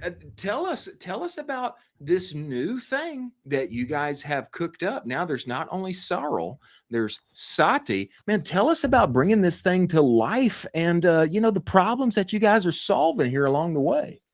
Yeah, happy to share. Excited to be on here with you both. So, origin story, right? So we, as you all know, we were running SARAL, still are. That's the influencer platform. Over 200 brands, Grooms, Obvi, Shinesty, all using that platform, really successful. But we had a lot of brands approach us, and even the brands on the bigger sort of influencer platform, they all wanted to do affiliate marketing. And because it's such a dream channel in Ecomm, right? Because on Facebook ads, you're paying for views. On Google ads, you're paying by clicks. Affiliate is the only channel where you're paying for sales, right? So everyone wants to do affiliate. But there's very few success stories that really crush it. And there's too many variables. And I think the setup, the brands were set up for failure, just given the tooling in the space. And we figured there were two main problems. The first, like you said, right before I hopped here in the showroom, was multi-touch attribution. Attribution, the state-of-the-art attribution right now, is stuck in the early 2000s because they're all doing last click, right? Last click, if you look at the origin story of last click, was a quick hack made by the techies who built the early internet in the late 90s, early 2000s. And marketers were unable to move past that. So we were like, that's a little bit, that doesn't sound right. So that was one. And the second one was fraud. There is endless fraud in the affiliate community. Affiliates leaking codes on honey.com, Capital One, and all of those. And there's even modern types of frauds now where even LLMs like Claude and ChatGPT are indexing discount codes that influencers just normally share in their captions in the LLM, because LLMs index Instagram captions. So, things like these that every other tool in the space is just not taking care of. So what was happening from a brand perspective is brands are underpaying the affiliates, driving sales because they're overpaying the last click guys, and they're overpaying the fraudulent affiliates who are leaking codes, who are using paid ads to drive traffic and cannibalizing the brand's ads and all of that. So it was just such a strategic mess that you're overpaying the underperformers and underpaying the overperformers. Or like, hey, we have to create a platform that just structurally solves this. And that's why we created SATHI. It's a beautiful platform if you ever take a look. Everybody should go take a look. Absolutely. I found this compelling, Yash. Go ahead, Colin. I'd love for you to dive into that fraud segment for a sec, because I know that you have dove into basically the 5 kinds of affiliate fraud, where it's like coupon hijacking, self-referral, paid ad cannibalization, click farms, and then basically refund fraud. Which one of these is like the biggest one that is going to be the hit to the margin for brands? If you had to pick one of these, by far the largest by volume, even on our platform right now, is code leaks. And here's a sneaky one. I think everyone's aware of code leaks. Link leaks. Even the links are leaking, because what's happening on these coupon sites is it's not just coupons. If you actually go to these coupon sites, they will say, click here to make a purchase or something like that. So then you click and you make a purchase and you get the discount, and the affiliate gets a commission because the link has leaked. So we handle that as well. So that's a sneaky little one. I think the LLM one is up and coming. It's not as intense in terms of volume, but it's growing because the LLMs are growing and people are not Google searching, brand name discount codes. They're now chat GPTing brand name discount codes, and chat GPT is pulling them. So you want to find that. Yeah. So there's definitely a lot of that. I would have never thought to chat, go find me a code, go find me a discount code. But this makes sense because in a lot of ways, it's like the new form of search. Yeah, I find this fascinating that people are getting links and codes from chat that can become a problem. Talk to me about on the positive side here, Yash. I feel taking affiliates and moving it from last click to multi-touch attribution, I think is so smart, and I think it's needed inside of our space. I remember when I was working at Bruce Bolt, we had a list of affiliates, who's getting paid out what, and there's always a few at the top, but then there's a number of people, man, they're pushing out content, you know that they're helping, but they're not getting that much money at the end of the day. Tell me about creating this capability to track multi-touch attribution, who viewed what. I mean, talk to me about this on the technology side. Yeah, it was one of the hardest projects we've taken on from a tech perspective. And it kind of just proved to us why nobody has really moved away from last click in terms of affiliate, because it is very hard to do and design and to make it work across barriers. Another thing that we do is all of our tracking is server side and cookieless, because cookies, as you know, if you're in marketing, are going to be discontinued by Google, by Chrome. Many browsers like Brave don't support cookies anyway by default. If someone has an ad blocker on, cookies are disabled by default. So a lot of your affiliate, even if it's last click, are not getting attribution because it's all cookie based, and most browsers now don't support cookies, or someone has an ad blocker. And it's unfair to the affiliate that they don't get a commission that way. Wow. So two things here actually is even in the last click within, we can keep talking about multi-touch and attribution models and things like that, but even within last click, it's broken. Because even if you are using a last click, I didn't know this. I didn't know this. This is a great point. Yeah. So we've handled that as well. And that made it even challenging. But then I think as more and more brands adopt this, they will see how, especially now, we all can agree that no customer journey is linear. It's not somebody sees an Instagram post, clicks on a link and makes a purchase. But how many times has that happened? Never, right? So they're probably seeing 5 different things, clicking on a couple of links, adding to cart in one and then abandoning, and then 7 days later clicking on some other person's link or using some other person's discount code to make the purchase. We will track that and we will show you. And the brand can then choose if you still want to reward a last click affiliate, because maybe you're an impulse buy brand and then you do want to reward the last click person because they drove the sale. But you are maybe a more longer purchase cycle sort of a brand, which takes a lot of education. Then you want to reward the first affiliate more, the introducer, more than the last click guy. So brands can then customize inside of SATHI how they want their attribution model to perform and give credit to who and how much. So yeah. Wow. I mean, you talked a little bit about, the successful brands that are in SARAL and brands that are noticeable household names that are crushing. Could you talk about some of the success stories with SATHI right now and basically what you guys have seen with maybe a select brand that you can name one or two and what you've been able to do for them? Yeah, absolutely. I think what comes to mind is this matcha brand in London called Reformed, growing really, really fast. One of the things that they got was they got $9,000 in potentially fraudulent commissions that they would have otherwise paid if they weren't on SATHI. And here's another sneaky little tidbit for you. You know what their affiliates and some of their affiliate influencers were doing was they were going under their Facebook ads, regular Facebook ads, and commenting, use my code Rachel20 for 20% off. And hijacking their ads. And our agent, again, this is all AI, so it's really smart and it adapts. It was able to track that. And they were like, wow, we're spending hundreds of thousands of pounds on ads, and someone just hijacks and makes a lot of money with it. So literally within the first 10 days of onboarding, they saved more money than they would pay for SATHI over the year. And that's like one of the best case studies or use instances of platform use that I can talk about. And there's things like these happening on smaller scales across dozens of brands, but this is the one that comes to mind because even the type of fraud was so sneaky, and our agent was able to capture that. So yeah. That's wild. That's super wild. That's crazy. Yeah. Wow. Tell me this, Yash, because I feel like creating a whole new entity, probably not that easy. While you continue to do the work that you do with SARAL, I mean, like, how did you like balance, doing this thing and like making it work and making it happen? 10 to 12 cups of coffee every day. A lot of late nights. Yeah.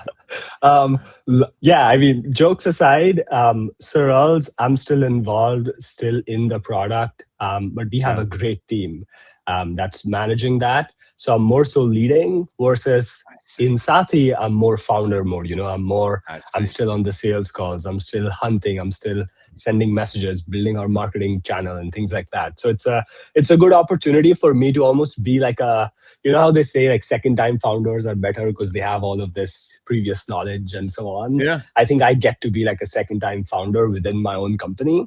So I think it's a great opportunity. But yeah, it's a lot of late nights. It's a lot of early mornings. As of this recording, I'm back home in Mumbai, India. It's like midnight. It's 5 minutes to midnight. Let's go. And here I am. I just had my 11th cup of coffee like 5 minutes before we started recording. So that's how I do it. So Let's go, oh my man. gosh. That's the kind of energy that we need.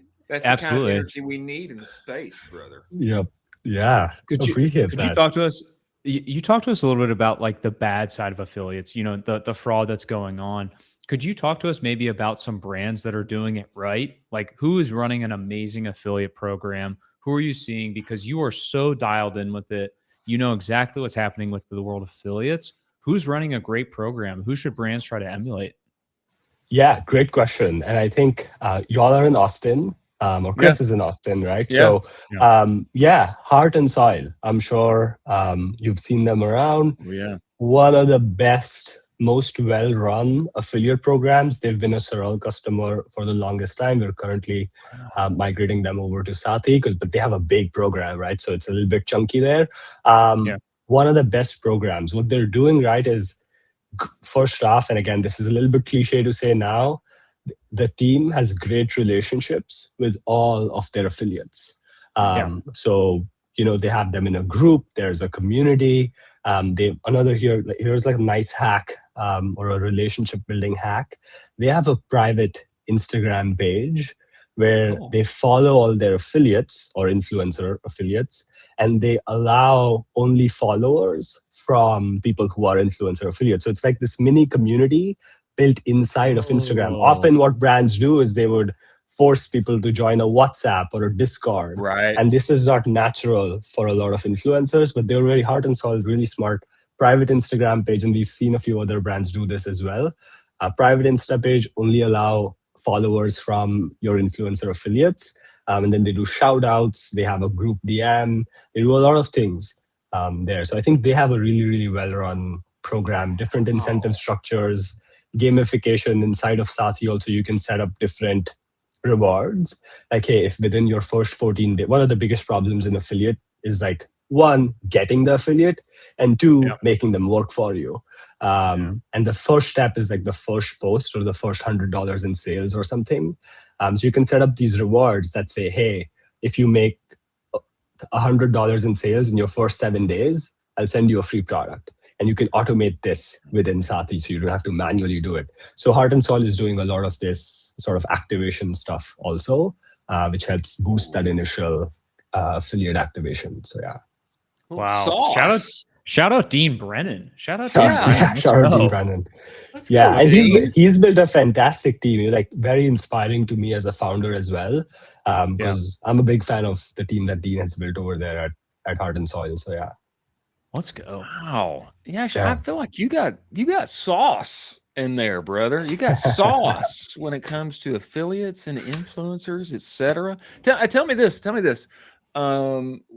People want to get involved. They want to like take a look at it. Mhm. They want to get going. Like, how long does it take? Does it take like 2 months to migrate, or what? What's all that look like? Yeah, actually, fantastic question. Here's another, like there are so many of these micro problems I can keep talking about. Here's how affiliate platforms are shitty, right? And here's how they make you stay. And this is why everyone hates software companies, is they will have their own types of links. So if you're on like platform A, the affiliate will have a certain type of link, like the structure of the link. And then if you move to platform B, you will get a different link and a different code. So here's what happens. If you have 100 or 1,000 affiliates, and you want to move into another platform, your links change, the codes change, and you're in a communication nightmare, communicating with everyone that, hey, you need to go change your links and codes across the 20 different assets where you've linked us, right? Wow. And that causes a lot of drop-off. So brands stick to these traditional sort of old school affiliate platforms. Yeah. So here's what we did to handle that. If you move from any platform in the world over to SATHI, your links and your codes remain the same as the old platform. So they don't have to change for the affiliates. So migrations are literally as simple as just uploading a bunch of data. Again, we have an AI. You don't even have to reformat it. You know how you move from one platform to another and there's like a certain format of the Excel sheet that you have to put everything into? We have an AI that does that. So literally take like the ugliest dump of data from your current affiliate platform, use the SATHI AI agent, and it'll just migrate everything and it all just starts tracking and works. Crazy, man. Crazy. Wow. Yeah. That's fascinating, brother. Yep. I think everybody needs to go and get involved and talk. They have and to talk to you. Yeah. Yash. Tell us this. You're founder mode right now. It's 11 o'clock at night, and you're still cooking. You had your last cup of coffee for the day. Okay. And people want to talk to you when they want to find you. They want to follow you, get rolling. Where do they go? Where do they start? What's that look like? Yeah, it's just mysathi.io. I'm sure y'all will leave the links somewhere around. But if you just want to chat, I'm pretty active on LinkedIn and Twitter. So just search for my name and I should pop up. My @ is YC the man. So if you don't find me, just use my @ because I'm the man. I'm the man you go to when you need your affiliate campaign sorted. Yeah. That's right. Incredible, man. Yeah, we appreciate you making the time to join us. We look forward to having you back, man. Thank you, brother. I appreciate you having me on. Chris, Colin, bye.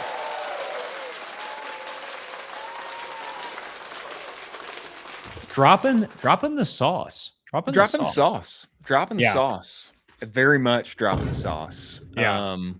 I'm like surprised at the, I guess I shouldn't be, but I'm surprised at the like innovativeness on the fraud side of like the business, the business of fraud. Like people just continue to innovate in.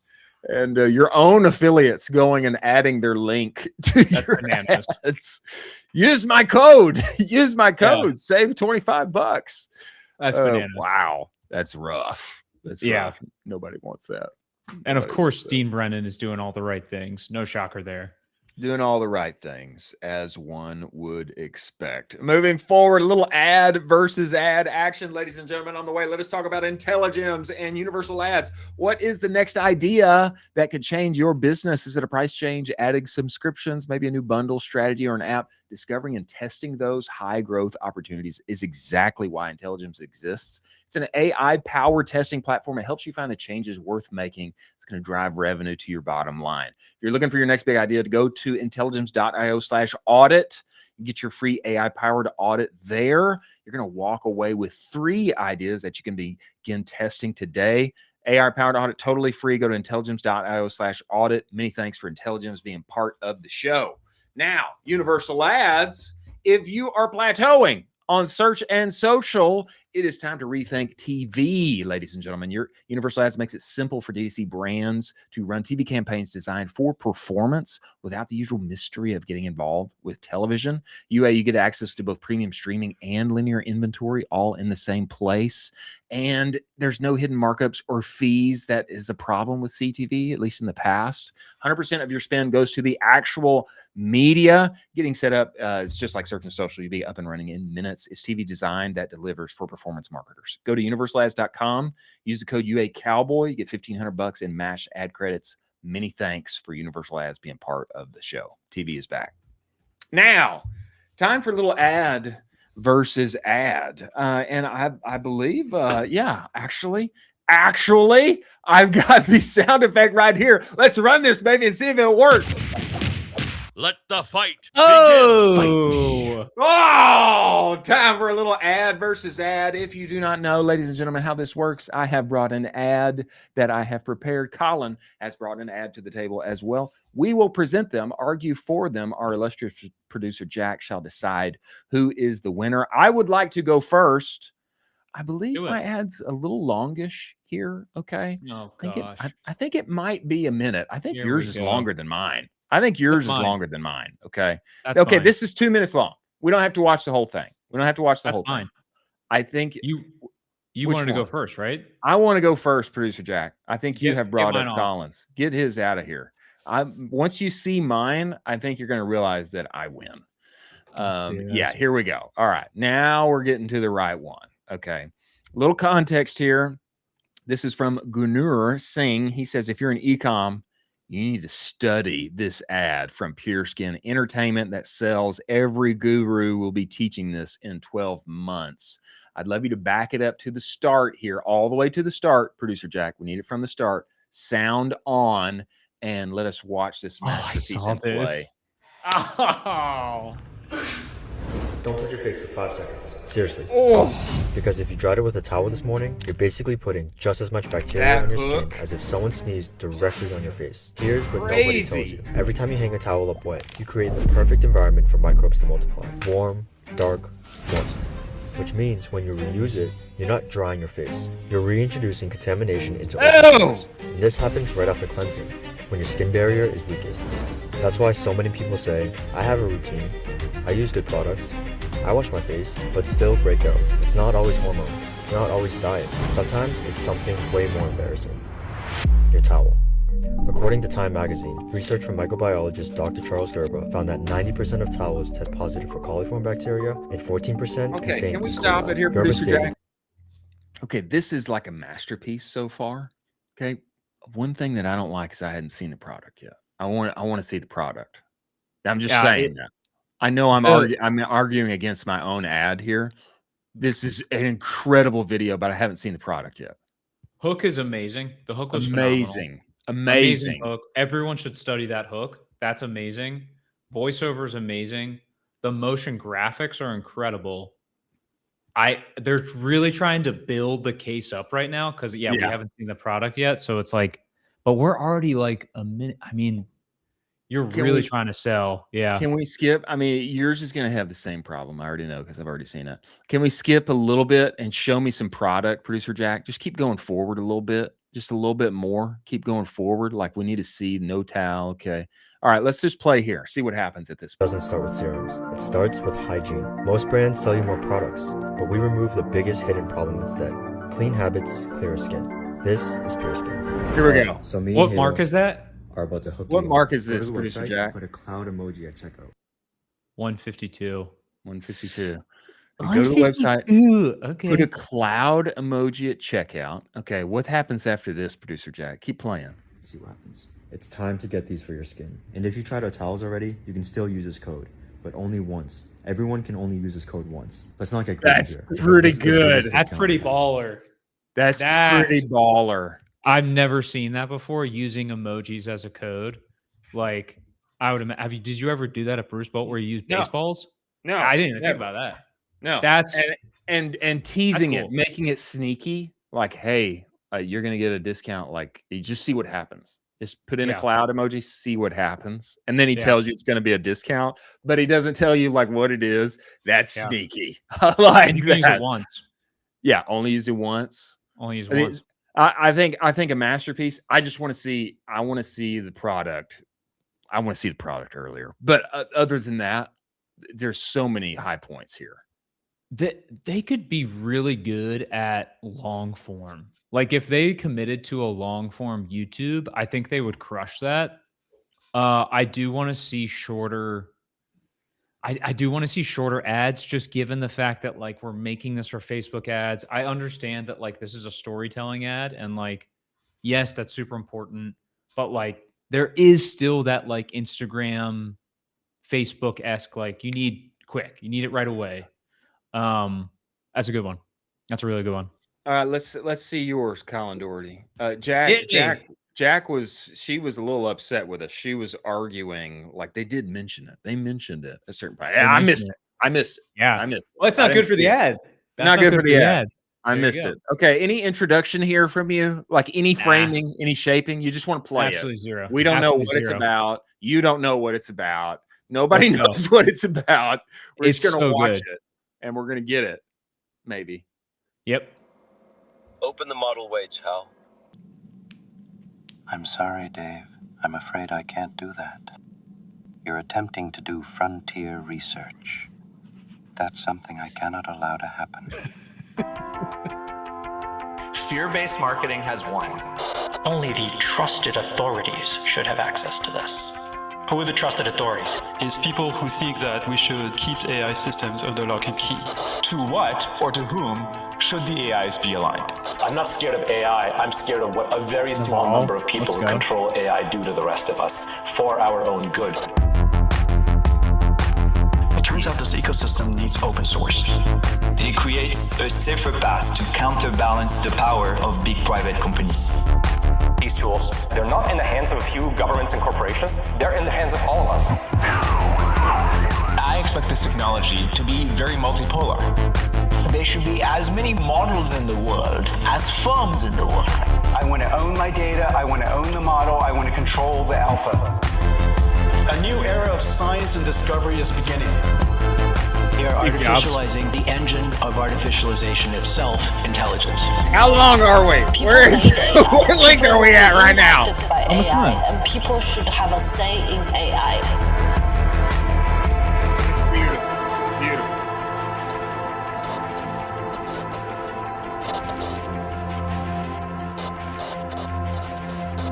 Beautiful. It's beautiful.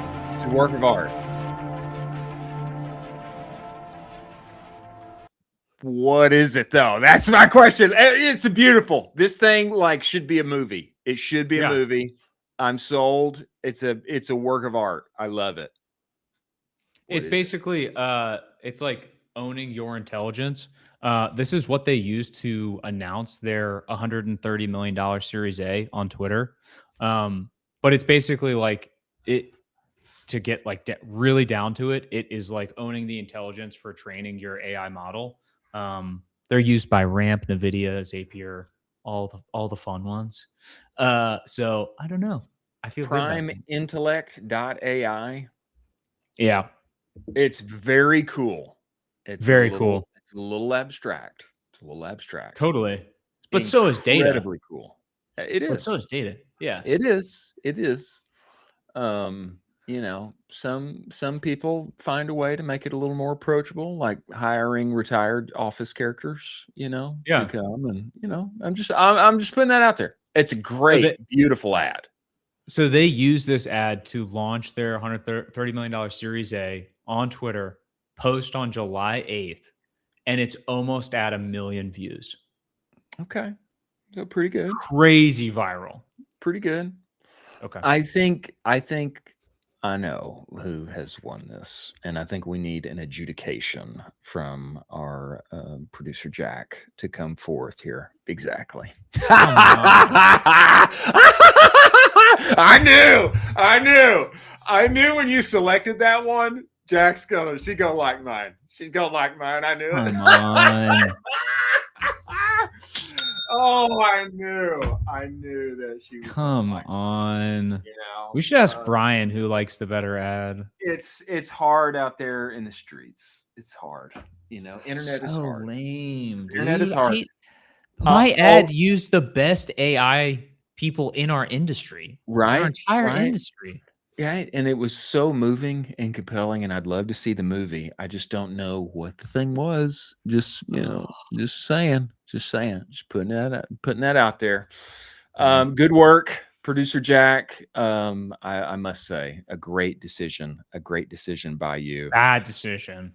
Moving forward, let us hit a little bit of lightning round before the one and only Bryan Bumgardner comes in here for our Northbeam Weather Report.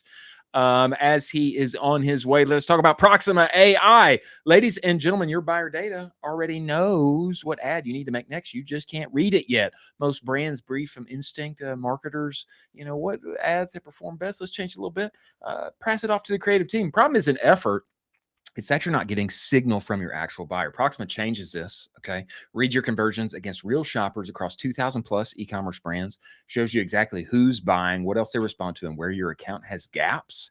You just connect Meta, you connect your Shopify. Proxima begins mapping every conversion back to a real buyer segment inside the commerce graph. What they buy across the web, what else they respond to, and who you are not reaching today.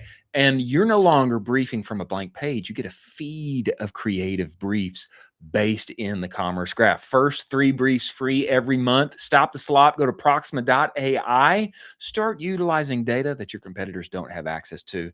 Go to Proxima. Tell them we sent you. Many thanks for Proxima being part of the show. Now, a little lightning round. Palantir, for whatever reason. Brian's here. Is Brian here? Brian's here. We got to go to Brian's weather report. Is Brian here right now? Okay, wait. Brian, don't come in here. Don't come in here. We are coming in for the Bryan Bumgardner Northbeam Weather Report. I would like to play a little special sound effect that I have made for him. And Northbeam, we may change it next week. Okay. This is a custom one. This is a custom one. Custom I'm not saying it's there, but I want to test drive it, and it is this right here. Weather report.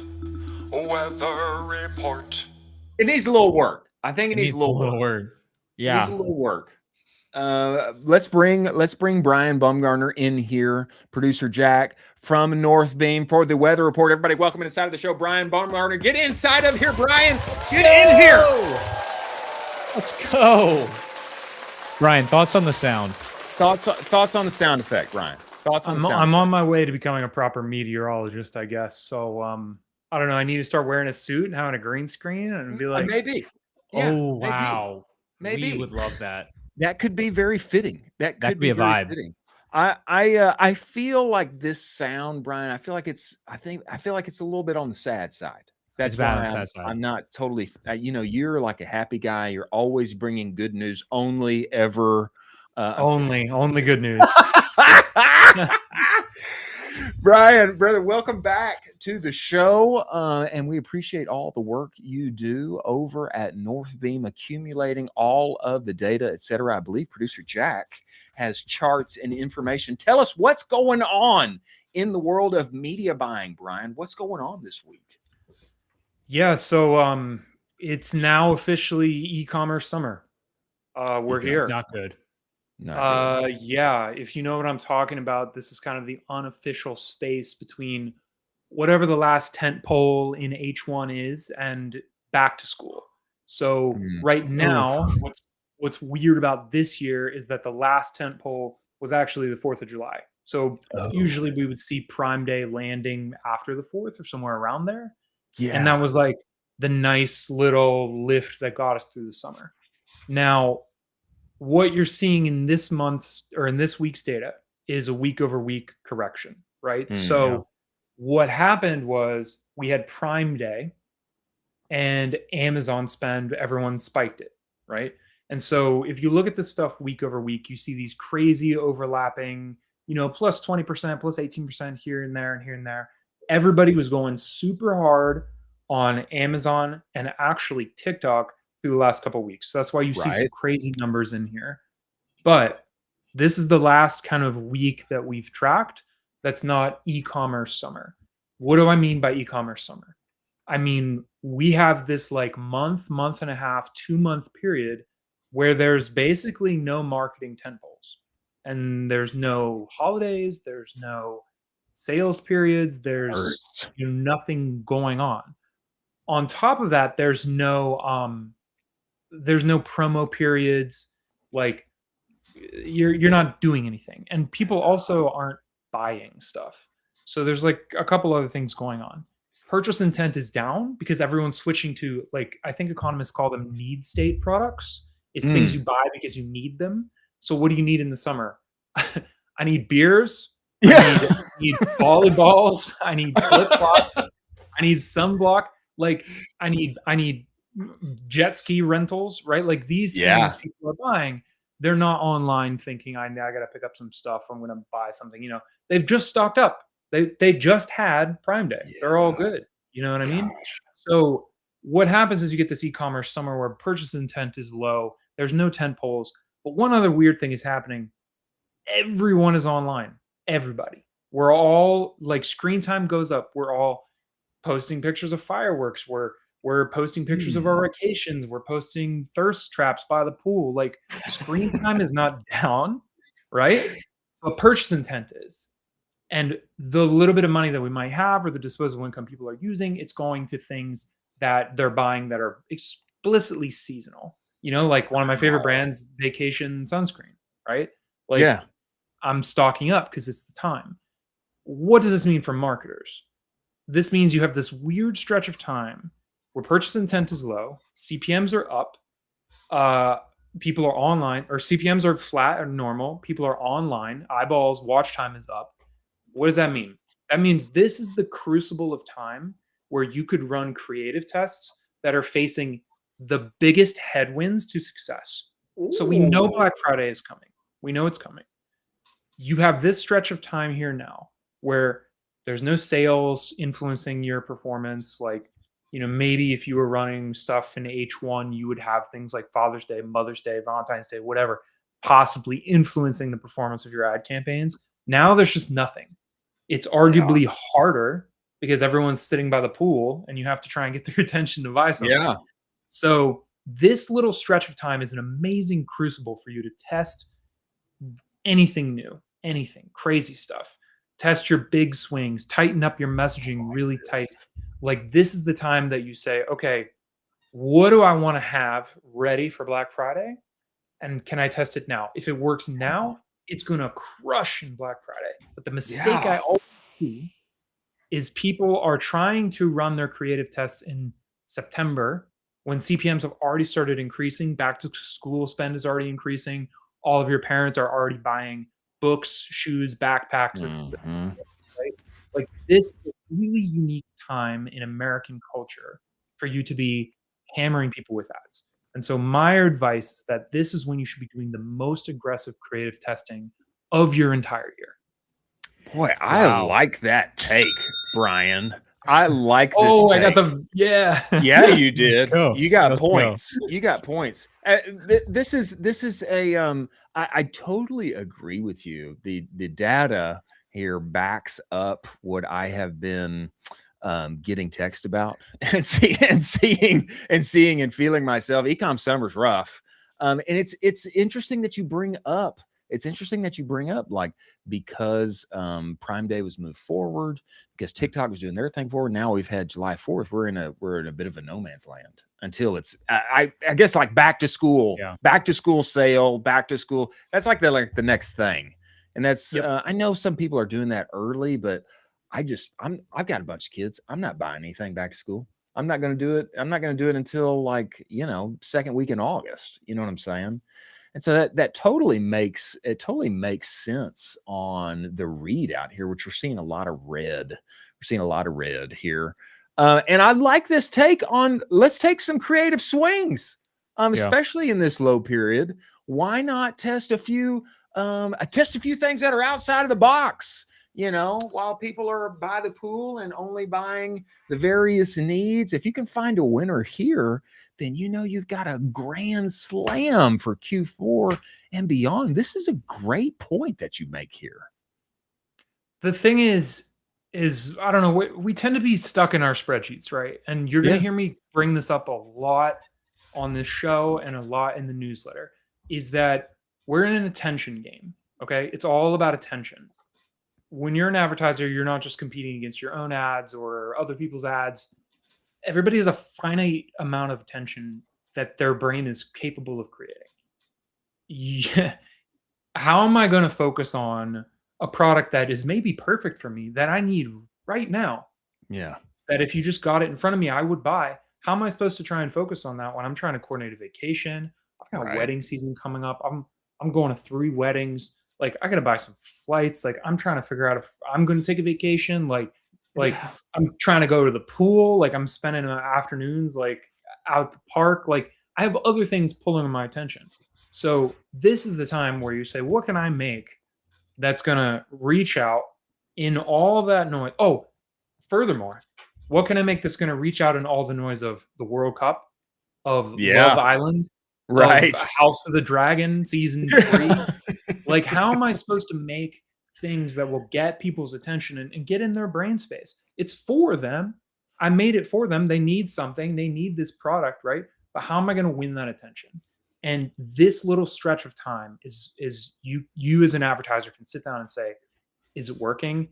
Am I breaking through the noise? Because you'll have nothing else influencing that. No automatic purchase intent, no people sitting around waiting for sales to pick up your stuff, like getting into your tests. So it's really important. And you're just going to see continued red through the summer. When we look at week over week, you're going to see continued red because, the purchase intent is going to continue to slide.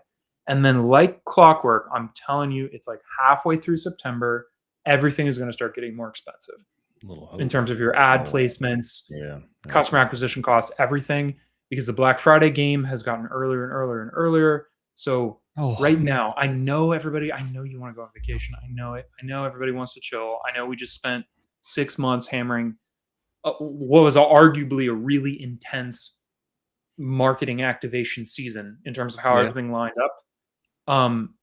I know we want to take vacations. I know we want to take breaks, but right now I'd be calling creators.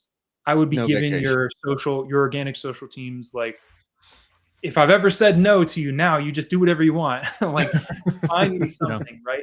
This is where we have a lot of fun. Also, the weather's great. People are outside. Yeah. Like, why not shoot something a little different? Can you, I mean, you're going to the lake anyway. Like, what if we take the camera and try something different, right? Especially if you don't have a whole budget. So a lot of people want to let off the gas right now. And I think my thesis is this is when you should be hammering it, because it's going to make the fall 1,000 times easier for you. Brian, I like this talk. On top of creative launches, are you also recommending that brands test out product launches as well? Like launching new product to basically, as you put it, a tent pole, but like basically to give yourself an kind of an artificial spike of revenue to carry over a little bit? So if you're launching a new product, like, it depends on what you're trying to do. If you're trying to expand existing customers, so I'll just shout out one of my favorite brands on here, Form Nutrition. It's a vegan protein powder out of the UK. So they just launched creatine. And full disclosure, I worked for them for a while. Come on, Brian. Let's go, baby. Hey, Damien, what's up, man? So they just launched creatine, right? And on one hand, that's going to be a really useful tool to bring in new people who maybe hadn't thought about the quality and nature of their creatine products. On the other, that's just a way to expand the LTV from your existing customers, because now I was buying creatine from somewhere else. And now I'm like, oh, I can just get it from Form. I know that it's trusted. I know it's going to be good. That's expanding my existing LTV with them, right? So it kind of depends on what your game is.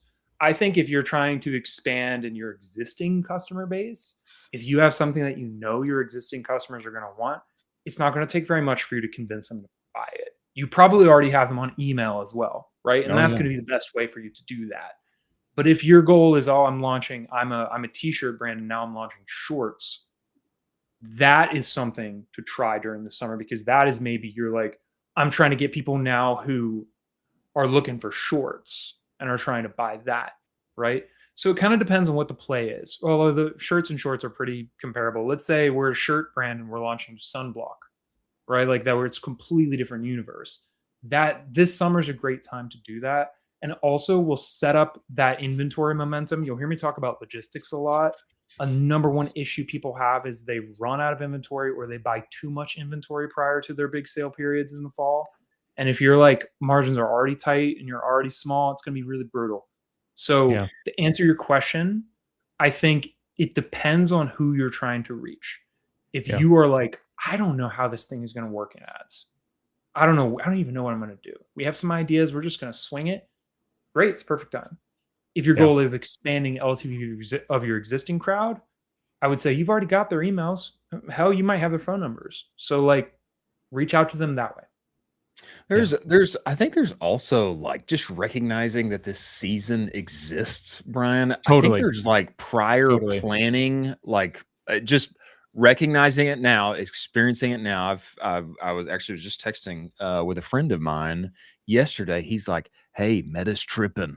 Like, is it tripping for everybody else?" And I said, "Hey, bro, it's like it's Ecomm summer, man." Well, like, yeah, like this is like the standard time, but strategically, like recognizing that this thing exists post July 4th, pre back to school. There's also like some creative work to be done on the side of like, hey, maybe we can engineer with enough prior planning, like a marketing moment, like a peak of revenue that would not otherwise exist. Maybe we can create to that and build that into our calendar next year. That would, hopefully create a little more cash for, financing how much inventory you need for Q4, et cetera. One question that I have for you, Jack, I'd love you to bring up the second chart here that Brian has. Okay, yeah, this one. Okay, the CVR for TikTok being up 27%, something like this. Like I gotta ask your thoughts on this. Yeah. Everything else is red. This one's way up. Is this like hangover from deals for you days, or what's going on with TikTok? It absolutely is. So it looks like huge lift, right? But that's not the conversion rate. That's the week over week change, right? I So see. it's important to understand that what we see is during the weeks of the July 4th and then the Prime Day holiday. What I always see is people come out of the woodwork. They've had their TikTok ads turned off for some period of time, or they've had their Amazon Prime ads turned off. They've had their Amazon ads turned off for some period of time, and they come on, and then they just throw a huge amount into there without having really run anything prior leading up to the day. Now, I have a whole sermon on discounting and why you should or should not do that. We're not going to get into. Preach up. What happens is everybody goes in there and they throw their ad spend on it. And what that does is that drives the conversion rates down everywhere. So all of a sudden there was just a ton of inexperienced, low quality, like not really well thought out ad placements flooding TikTok and flooding Amazon. And then what happened, TikTok especially, because it's a very popular place to do Amazon ads. And what happens is when you shut all of those off after Prime Day, the conversion rates improve immediately. And so all other platforms being 45% here, that's overwhelmingly CTV and Amazon in there. And that's why it jumped all the way back up, because everybody was just dumping ad spend in there. And and like you would think it would increase conversion rate, but actually through that period, because so many people are jumping on there, it didn't. And you'll see that engagement went up through that period because people were engaging, they were looking, they were seeing. I think Prime Day is really good for consumers. It is. I really have struggled to like it for brands. Yeah. So it's a really complicated discussion with a lot of nuances, but that explains what's going on in this data set. And we've seen data as well that Prime Day a little softer than Soft maybe Prime everyone Day. was hoping. Yeah. Yeah, that's very interesting. I've got a few more things on my side with Northbeam, but I don't want to distract. I don't want to take us away. Colin, you got anything else on your front burner here for Bryan? I think we need to hit it. I've got something that's going to take us a little bit in a different direction. Go for it. Bryan, there's like Matthew Kobach has been like tweeting about these incredible events that are coming up. Okay, there's like 3 of these. Have you been seeing these? I'm sure you've been seeing these, Bryan. You're aware of these. Okay. We got a couple things going on. Just a couple. Number one, let's see. NYC private marketing dinner in NYC at Manhattan. I can't tell if Matthew meant Manhattan here or there's like it's a Manhattan. Manhattan. Okay. Baller looking restaurant on July 16th. Number 2. What's number 2 here? This is the Hamptons. What do we got? Crazy event. Look at this place. This is the Billions house. This is the Billions house, right? It is literally the Billions house. Yeah. Yeah, this is. Billions house in the Hamptons, August 7th. Go ahead, Bryan. Yeah, so the first one I'll talk about is Manhattan. So we've been doing these private dinners for a while. So what we found was the thing that is most valuable is to not preach at a room full of people. It is and a room full of operators. It's to just get people together and let them talk. I mean, it's what you guys are doing here every day.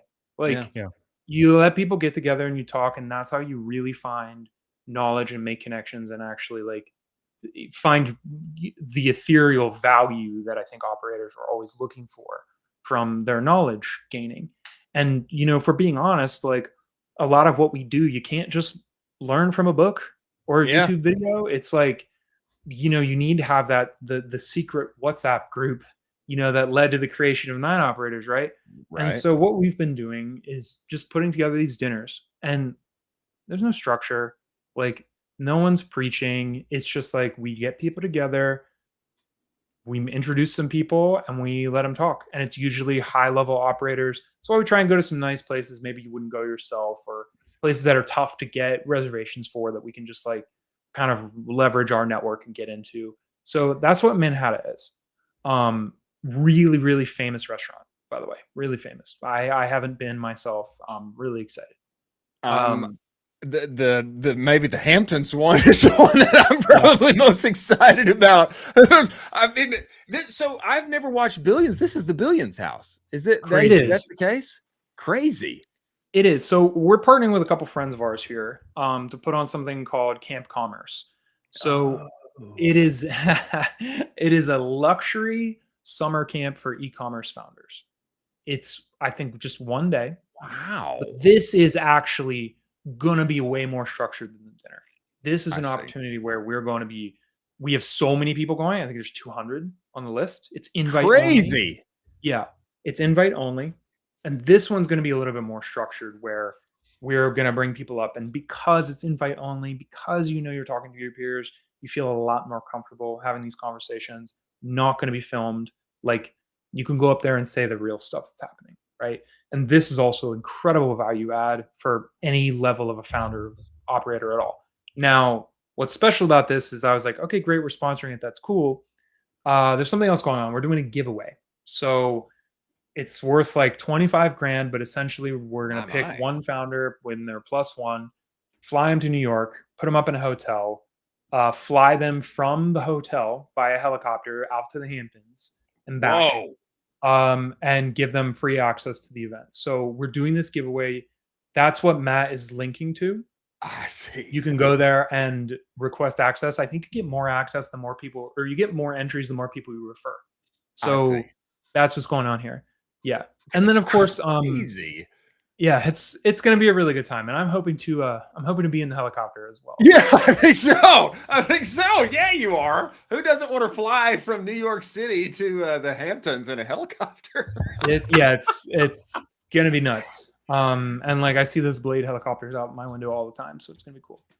And then it's just been a really great summer for sports.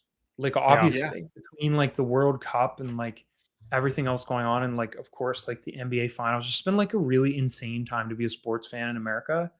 And so we've done the classic B2B, like, we're going to get some tickets, like, you go with us. And that's what Matt's doing here. We've sent some people to World Cup games. Baseball is an easy one that's all over the country, so it's easy for us to pick games that are relevant to people who want to go. And honestly, it's just a chance to hang out.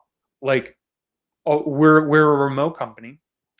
Our clients are all over the United States. We don't have, I would say, like one huge epicenter of where everyone's at, which means it's important for us to get around to the Salt Lake Cities, to the San Diegos, to, you know, the Orlandos, and hang out with prospects and hang out with our friends and with our customers, because they're a little bit of both.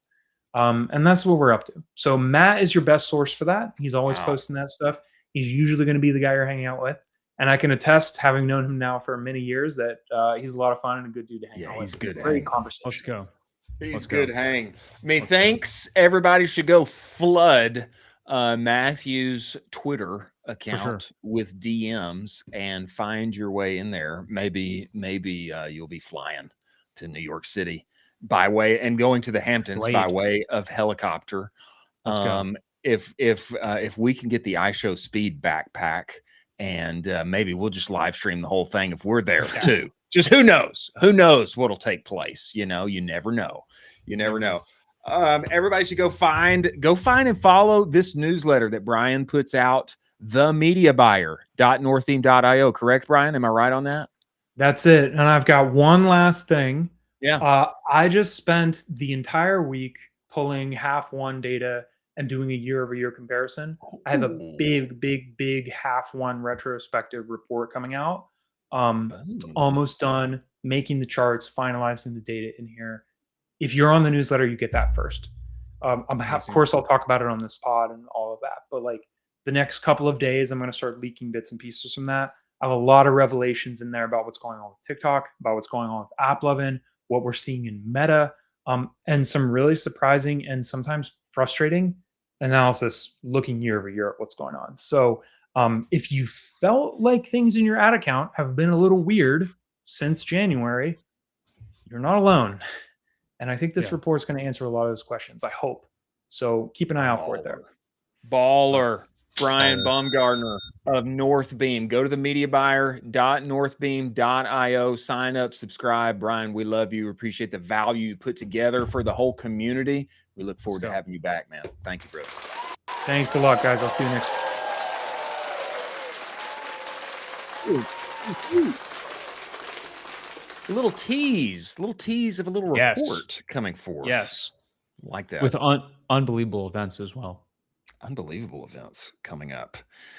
Moving forward to our lightning round. Ladies and gentlemen, let us talk about Northbeam. If you are in your ads manager all day long, you know the problem. Every platform takes credit. Every dashboard tells a different story. Meta says this, TikTok says that, all the while Shopify says you made this much, you spent that much. Sometimes it's hard to know which ad platform is telling the truth. Northbeam fixes this with their own proprietary data, starting from the actual purchase, rebuilding the customer journey from real orders, real clicks, real verified ad views, and then they push that measurement back into the ad platforms. So optimization runs on what's actually driving your revenue, not what the platforms assume is driving your revenue. Start measuring what was previously impossible. Go to northbeam.io, book your demo today. Many thanks for Northbeam being part of this show. And like, how about get in on like the billions data Hamptons of huge the data they're going to be releasing there. Crazy. Yeah. Lightning round here. Palantir, for whatever reason, continues to create incredible merch. They ship, not just whatever they are doing on the national defense side. What does Palantir do? What do they do? They're data analytics for basically military. Like military, very military-esque. Of note here, this tweeted by Eliano on Twitter. Palantir Tennis Club accessories, got some new patches, got a towel, got a hat. But specifically of note here is the Taiwan flag patch. Okay, this is like a little controversial. This is like, you know, making a statement. Hey, Taiwan is its own entity, you know, separate from, you know, another country that is claiming to own Taiwan. You know, a little controversial here. I think there's going to be a lot of people that like this. I don't know how you get it. Said made in America dropping tomorrow. Oh, so it should have dropped today. This should be available today. I guess Yeah, at Palantir.com. They also have tennis skirts. I saw a tweet that said, if you're in tech and your boyfriend didn't buy you a Palantir white tennis skirt, you should start a fight with him. That is hilarious. That's hilarious. Interesting to say the least. And I wouldn't mind. I wouldn't mind if I got a little Palantir merch set. Secondly, interesting collab, a great find here. Hello Kitty and Spam. No. Surfaced here by Dave No. Stickland. I have to say, I am a fan of Spam. I like Spam. No. I like it a lot. Stands for Some Parts Are Meat. Dave Stickland says this: if you are a mystery meat brand, I don't know what to do with this collab. I guess Hello Kitty. Yeah, Hello Kitty's there on the packaging. It seems like kind of off the wall for me, but why not? If it helps you sell a few more SKUs. Oh, I absolutely hate it. It makes me think that I'm eating cat, like an obsession. I absolutely hate this. That's a fair point. Yeah, maybe I don't want to like envision myself eating cat. I definitely don't want to do that. Pass. Hard pass. Maybe pass on that one. Yeah. Is there a cartoon character that one would be delighted to eat? Maybe not. I can't think of one. Porky Pig, maybe. Yeah. Fry him up. Porky Pig. Maybe fry up Porky Pig. Fry him up. Maybe go Looney Tunes next time. A great find on this one, and I want to have this Bob Ross positive energy drink. I think the flavor here is Prussian blue raspberry. I don't know what Prussian blue raspberry is, but I love me some Bob Ross. Did you watch Bob Ross as a kid? Oh, of course. Yeah, you're just going to paint a little mountain. It's a happy mistake. There's like something about Bob Ross and his cadence and like what he does. So peaceful, right? It's so peaceful. It's incredible. Yeah, this is really cool. I don't know if you can really scale this up given the IP infringement, but have some fun with it. What if it's from like his foundation? I mean, it could be. Shot.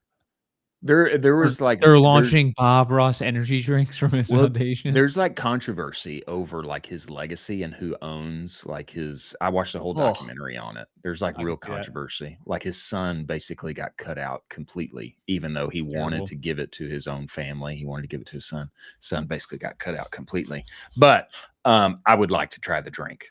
And if anyone can help me find it, I want to get my hands on one. Lastly, Heinz penalty packets. So smart. This is so smart. Great get in the context of World Cup season. Do you think these actually exist? Can one get these? I mean, maybe. We could see if they're actually real. But this is exactly what you need to be doing right now, given the World Cup and trying to actually get like into that. Surfaced here by Mark Gallo. Heinz with the World Cup winner penalty packets for ketchup and mustard. Simple, timely, memorable. Yeah, they're real. They're real. You can get them at Heinz.com or something. Yeah, they're real. That'd be a good get. Very fitting. Very fitting to have. Yeah, very cool. Very fitting to have in World Cup season. Moving forward to closing time, ladies and gentlemen, let us talk about the one and only Postscript. Focus is an amazing thing. Is it Postscript time? Yes, it is. Focus is an amazing thing, is it not? When one focuses, you get outsized results. And, there's a reason why when people make the switch from whatever SMS partner they're working with to Postscript, they see on average a plus 22% increase in SMS revenue. I didn't see that. I saw a whole lot more. We went from making very little money on SMS to being the top 1% account on their entire platform inside of a year. And the reason that we did that was I did what they said. And what they are saying right now is that you're leaving money on the table when your customers text you back. Go and get the conversation report direct to consumer.co/the conversational report. Postscript's AI shopper can now handle one-to-one conversations with your customers at scale. Okay, brand voice appropriate, brand knowledge appropriate. The customers who text you are like one answer away from getting over the finish line and handing you money. Nate Lagos was on the show, turned on AI shopper, made an extra $17K in one day. Go talk with Postscript. Many thanks for Postscript being part of this show. A little closing time action before our moment of zen. Another great find here.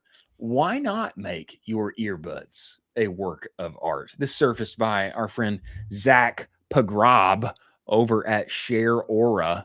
Look at these.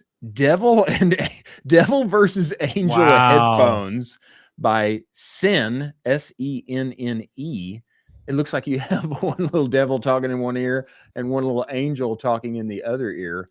I would have never thought about this, but why not make your earphones unique? I totally agree. They should do these for AirPods though. They got to push these out to AirPods, not just the wired guys, but this is awesome. I love the idea of customizing the actual pods themselves.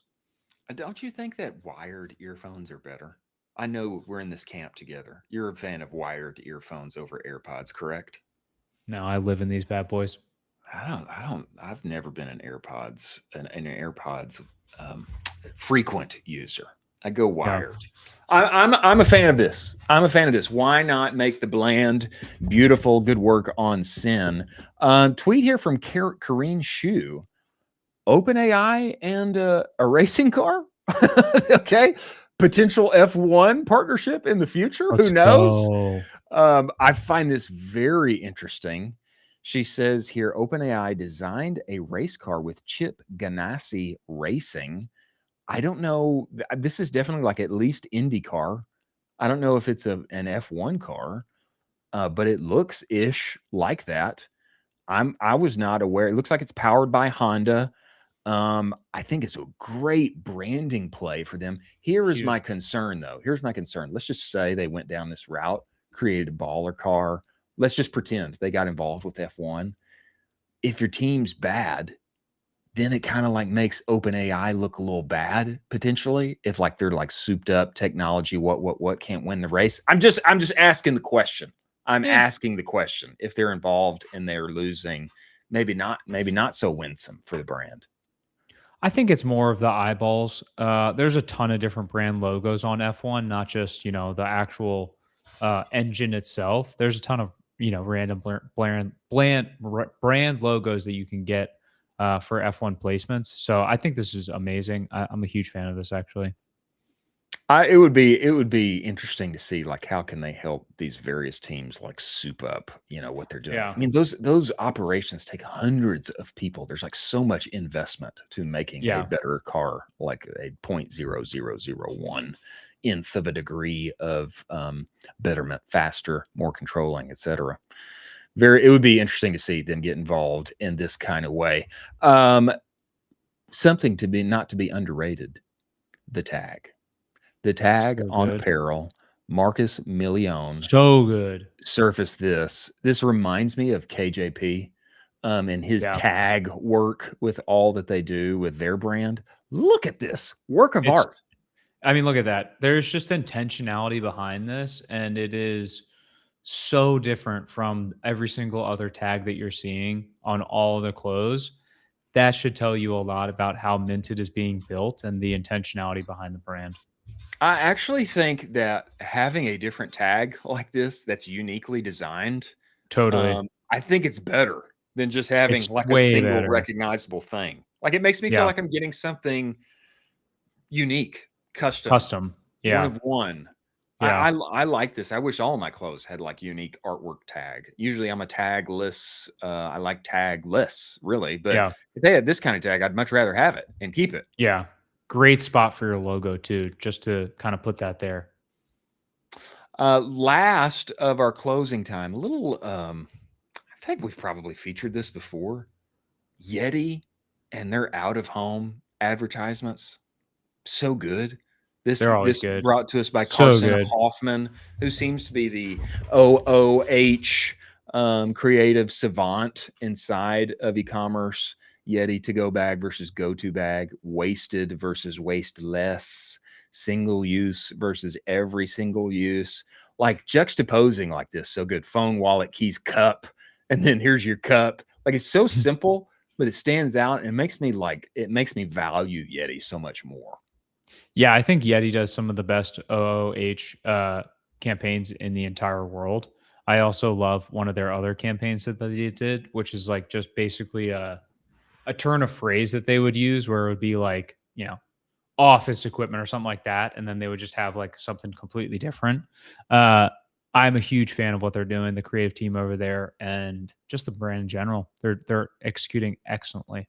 And the great thing about these out-of-home campaigns is they get you so much cred on social. Yeah, You just take the absolutely. picture, and then you put it on social. Maybe you get more eyeballs on social than you do in the actual out-of-home placement sometimes. Who knows?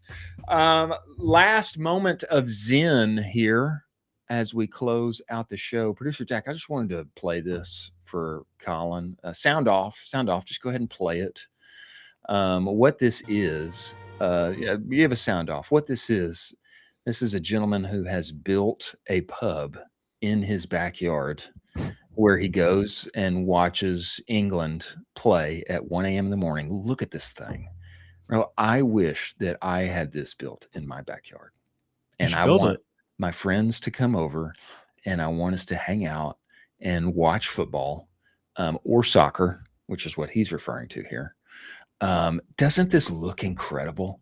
This looks incredible. It made me nostalgic for some hang time. Hang time. This is a lot of work, though.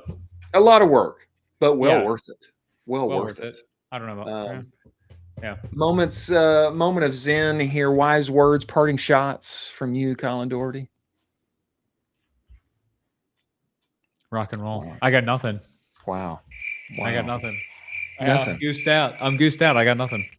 Goosed out, juiced out. Rock and roll, ladies and gentlemen. Many thanks to Jimmy Kim, CEO and founder of Commerce Roundtable. Cody Wittick, founder and co-CEO of Kinship. Many thanks to Zach Stuck, co-founder of Marsmen. Yash Chavan, founder and CEO of SARAL, and SATHI, and Bryan Bumgardner of Northbeam for joining us today. Many thanks to SATHI, Proxima, Universal Ads, Rich Panel Intelligence, Northbeam, Seguno, Postscript, and Rocked Aftersell for making the show possible. Thank you for joining us. We will see you on the other side.